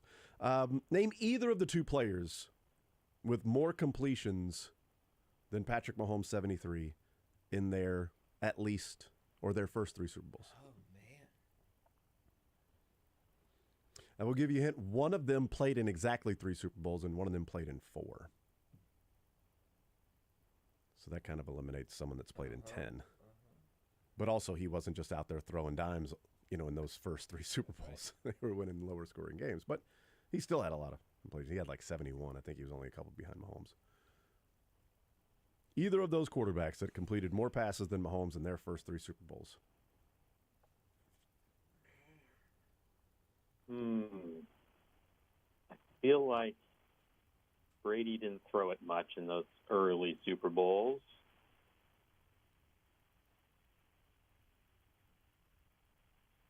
I'm going to guess a guy that went to 3. Is it Peyton Manning? Peyton went to 4, and it is Peyton Manning. Peyton is, he went to 2 with Indianapolis, 2 with Denver. Boy, Yeah. I was on the same wavelength. Yeah, he was there. 1 and 1 with both. The guy that Okay. went to 3. You need to get both of them, right? No, I just you said, need to get I one said- of them. Yeah, just say. Oh, that's a winner. Yeah, just name one of them. The guy who went Can I throw? Well, you said Yeah. he went to 3. No, that's okay. My outside half court shot was Jim Kelly, but you said that this is the guy that only went to 3. So Yep, I'm out. Kurt Warner. Boy, he's an answer to a lot of Super Bowl questions, huh? Peyton Manning 90, Kurt Warner 83, Mahomes 73. So greatest show on turf, and Peyton Manning, And then Kurt Warner's 3rd Super Bowl came at like legitimately close to age 40, right? Like mid 30s, late 30s. Also, by the way, Peyton Manning, while all those completions are there, he's got like 3 touchdowns and 5 interceptions in 4 Super Bowl games. I'm just saying, Win a real ring, Peyton. Yeah, he's 2-2 though in Super Bowls. 37-year-old Kurt Warner. That's just to put it in perspective. And Patrick Mahomes has played in 3 Super Bowls. Kurt Warner's 3rd came at age 37. He also didn't start till he was like 27, 28. That's so, correct. Yep. Year 10 of his career. Yeah. All right, Matt, that's a winner. We'll put you on hold, sir. Congratulations. Well done. Super duper. It's been so long, I forgot about that I bit. know. So did I. Like, I think that was back when we did the first parade. Did we do Yeah, that? I think. Last year. It's last year. Yeah. All right, let's go to Charles next up on Sports Radio 810 WHB, 913-381-810. Charles, what side do you want to start with, sports or leisure? Let's do leisure. Do you know what category you want to start with? Let's do that, the grab bag one, whatever. Yeah. Mount Vesuvius is one of the most famous volcanoes in recorded history because it destroyed which Roman city?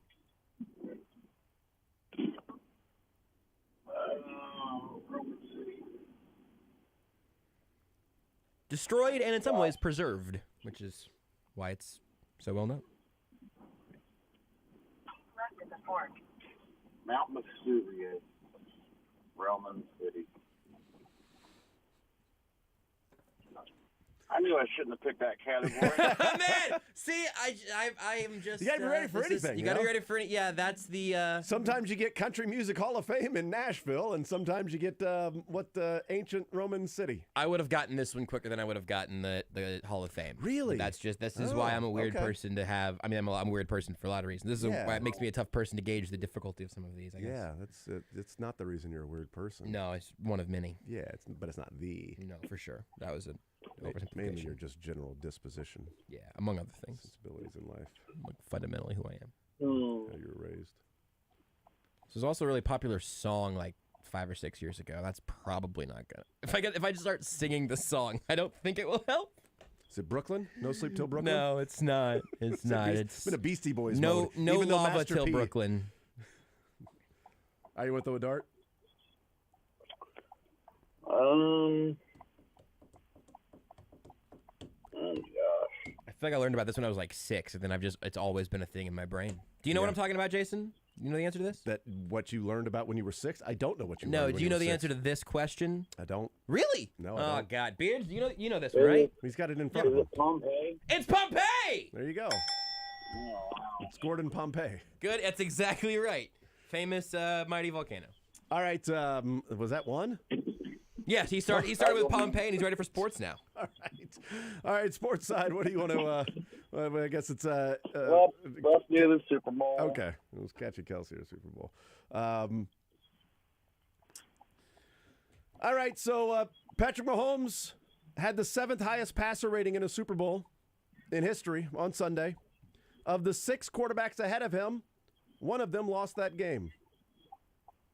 What quarterback had a better passer rating than Patrick Mahomes and lost the game? Awesome game. Still lost, though. You can think of a quarterback that had a great game and lost. Probably a lot of them. Kind of like Jalen Hurts, but not better in passer rating than Mahomes. This guy had a 144.1 passer rating and lost. Wow. Yep. A little less time on this answer than Pompeii.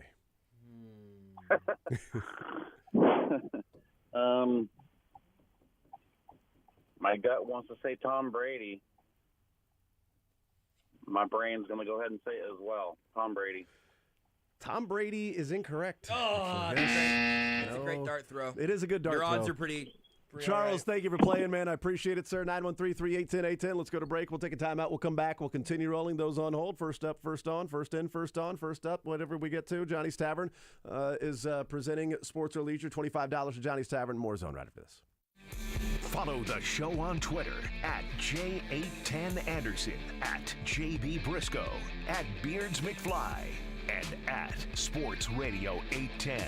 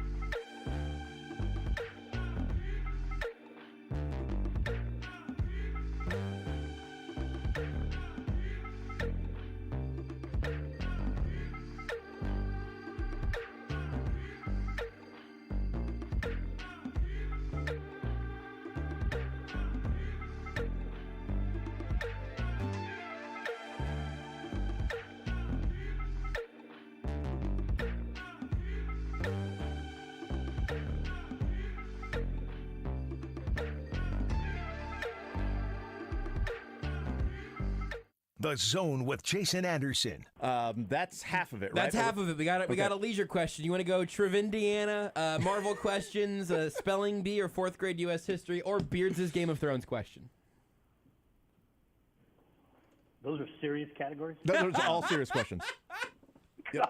Only serious categories around here. Weekdays from 10 to 2 on Sports Radio 810 WHB. All right, we continue right here on Sports Radio 810 WHB. 913-381-810-810. Playing a little sports or leisure. First time in like a year and a half. So if you don't remember how to play, you give us a call. It's presented by Johnny's Tavern. $25 for Johnny's Tavern on the line. Get a sports question, get a leisure question, get them both right. You win. Either of them wrong, you lose. But the question's out there available for someone to call in and request. Let's get back to the phone lines. We go to Brett, who's next up on Sports Radio 810 WHB. Little sports or leisure. Brett, what side do you want to start with? Leisure, please. Lost it. I've lost all control of the show. What category would you like? It's just a rudderless ship leisure. right now. It is leisure, please, and this is BMFL from Independence, Missouri. I'm We the Champs. I can give you a word to spell. I can give you the pun name game. I can give you a semi-scientific, or I can give you the grab bag. We are going to test my Bonner Springs education. Here we go. We're going spelling, please. Spelling. Okay, Spelling. These are all sort of really testing the education. And in this case, I'd like you to educate. Bonner Springs. Bonner Springs. Bonner- Remember, Bonner Springs. Well, let's see if Bonner has you ready to spell the word epitome. Epitome. You're about to be the epitome of the Bonner Springs education system. Oh, crap. Oh, God, I forget so bad. EPITOMY. Epitome. Oh, no! I'm on the ground. Oh, no! Oh, I'm on the ground. Oh, I was halfway with a thumbs up for Beards. That We're was still the champs, though. Damn right. Oh, you made us all say, oh.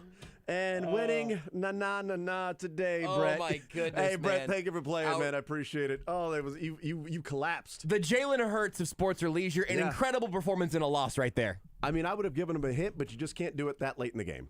I can't give him that hint that late in him spelling. You get all the way to there, I can't give him a anything else there. Incredibly good work there. Oh, that's not out there, right? We just simply... I don't know. I mean, we didn't say where he got it wrong. We just said that he did get it wrong. Fine.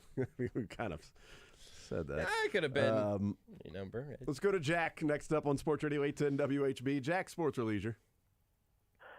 Hey, guys, I just want you to know that I was crestfallen after that guy actually got Pompey. Oh, yeah, sorry. Well, that's okay. Double overtime on that one. Yeah, that was we waited a little while. I was waiting for Beards to give him the countdown, but Beards was Could I have that Super Bowl passer rating question? Yes, you can. Patrick Mahomes had the 7th highest passer rating in Super Bowl history on Sunday. Of the 6 quarterbacks ahead of him, one of them lost that game. Who was it? Was it Matt Ryan? It was Matt Ryan. Matt Ryan, with the making fun of blowing a 28-3 lead, finished that game 17 of 23, 284 yards, 2 touchdowns, no interceptions, and a 144.1 quarterback rating. But was on the wrong side of history. Yep. Was on the wrong side of history. On to leisure with Josh. I give you a spelling bee word. We go pun name game, semi-scientific, or ready for anything. Can I spell epitome? I'd love it if somebody would. Oh no, it's going, it's leaving. Yeah, EPITOME. There you go. That's correct. It was just the dismount that cost him the points there on the last go around. Good performances all around, everybody. Jack, we'll put you on hold to get your information. Thank you, sir. Thanks, guys. Absolutely. 913-381-810 is the phone number. 913-381-810. Let's bring in Ryan to the conversation to play a little sports or leisure. Ryan, what side do you want to start with? Let's go sports. All right, we got Super Bowl, and we have a few catching Kelsey questions. Super Bowl. All right. We have a couple Super Bowl questions left. We've breezed through these. All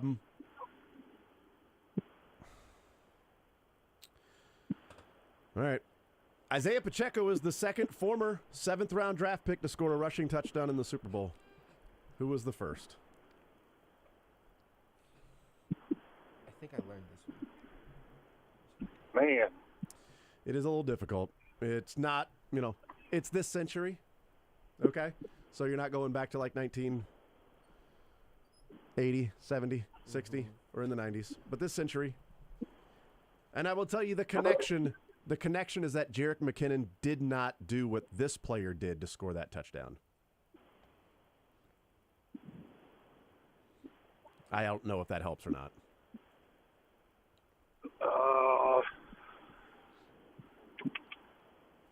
They ended up winning that game, but that touchdown could have been one of the bigger boneheaded plays. I don't even have a guess. Not coming to me. Ryan, thank you for playing. I appreciate it, man. We'll get that answer here pretty soon because we only have a couple of contestants left, and then we got a break and catching up on things. Catching up with Kelsey on these questions as well. Brian, next up on Sports Radio 810 WHB. Brian, sports or leisure, what side do you want to start with? Let's go with leisure first. All right, what category? Semi-scientific. All right, let's get semi-scientific. What type of charge does a neutron have? Negative. Or neutral.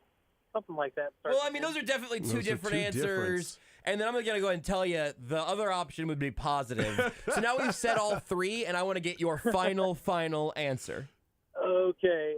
Final answer is neutral. That's correct. Hey, it's there. It's right there in the word. I thought you were getting there. Good work. That was like the delay of game, like the clock. Yeah, had the run clock out, hit but they didn't 0, call but it. I hadn't blown the whistle yet. Yeah, perfect. Which is interesting You gotta because look at the clock first. Because if the Eagles did not use a timeout to save what would have been a delay of game penalty, they would have had an extra timeout there late in the game, and that penalty would not have cost them getting the ball back. They could have got it back with like 50 some odd seconds and only needing a field goal. But I just whatever. think a delay game should make you lose the down, but that's just me. Beards is on a rampage with this, and I kind of like this take. That's So a real delay a game is a loss of down and 5 yards, or no penalty. Just a loss of down. You lose the down. Loss of down. Yeah, you had that time to get the playoff. You didn't get the playoff, so you lose that down. Yeah, there we go. I'm fine with it. Shouldn't be 'cause hard. Chiefs don't get delay of game penalties. Yeah, exactly. The Chiefs get the play in with like 25 seconds. Yes. All right, on to the sports side. We got some Super Bowl questions and catching Kelsey questions, which is Kelsey postseason numbers, stats, records. I'll do Super Bowl. All right, so we got the question out there about I almost said the name. The way you were saying that was. We got the question out there about the 7th round running backs, and we also have a fresh one. I'll do a fresh one. All right, Patrick Mahomes 5 touchdowns in his first 3 Super Bowl games. There are 5 quarterbacks with more passing touchdowns in their first 3 or fewer Super Bowls.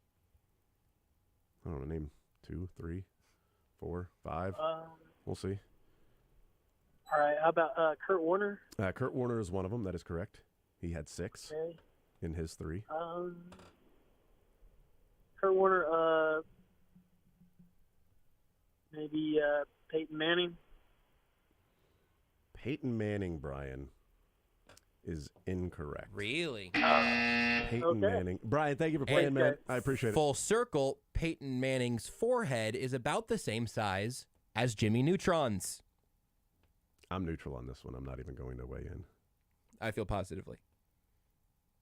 Well, you're being very negative about Beards. Peyton. Beards is certainly the negative charge, I think, of this show right now. I'm at least neutral. At least. At least I feel like neutral. at most. I feel like you're at most. Yeah, look, man. Not at least. There have been a few moments. I've watched 2 Super Bowl victories in this room with Beards. I've seen Beards get moderately excited, but beyond much more than that, Beards, I don't know how positively charged you can get. By the way, you're like Jalen Hurts. You're just cool under pressure. You guys want to guess how many passing touchdowns Peyton Manning has in his 4 Super Bowls? 1. Did you say earlier? Total. Or you gave us our picks. You did say it earlier, right? I did say it earlier. Was it 3? 3 touchdowns That's passing crazy. for Peyton Manning. I mean, like the Broncos one that he won, he was just a stick figure. No touchdowns, 1 interception in that game. He's got 3 touchdowns and 5 interceptions in his 4 Super Bowls. The final Peyton Manning game was like Plankton's wife in SpongeBob, which is it's just a computer on a stick. Take your word for it. And so there's a computer at the top, but there's no limbs of any sort. Take the show with you by listening live on 810WHB.com, in the 810 mobile app, or by subscribing to The Zone wherever you get your podcasts.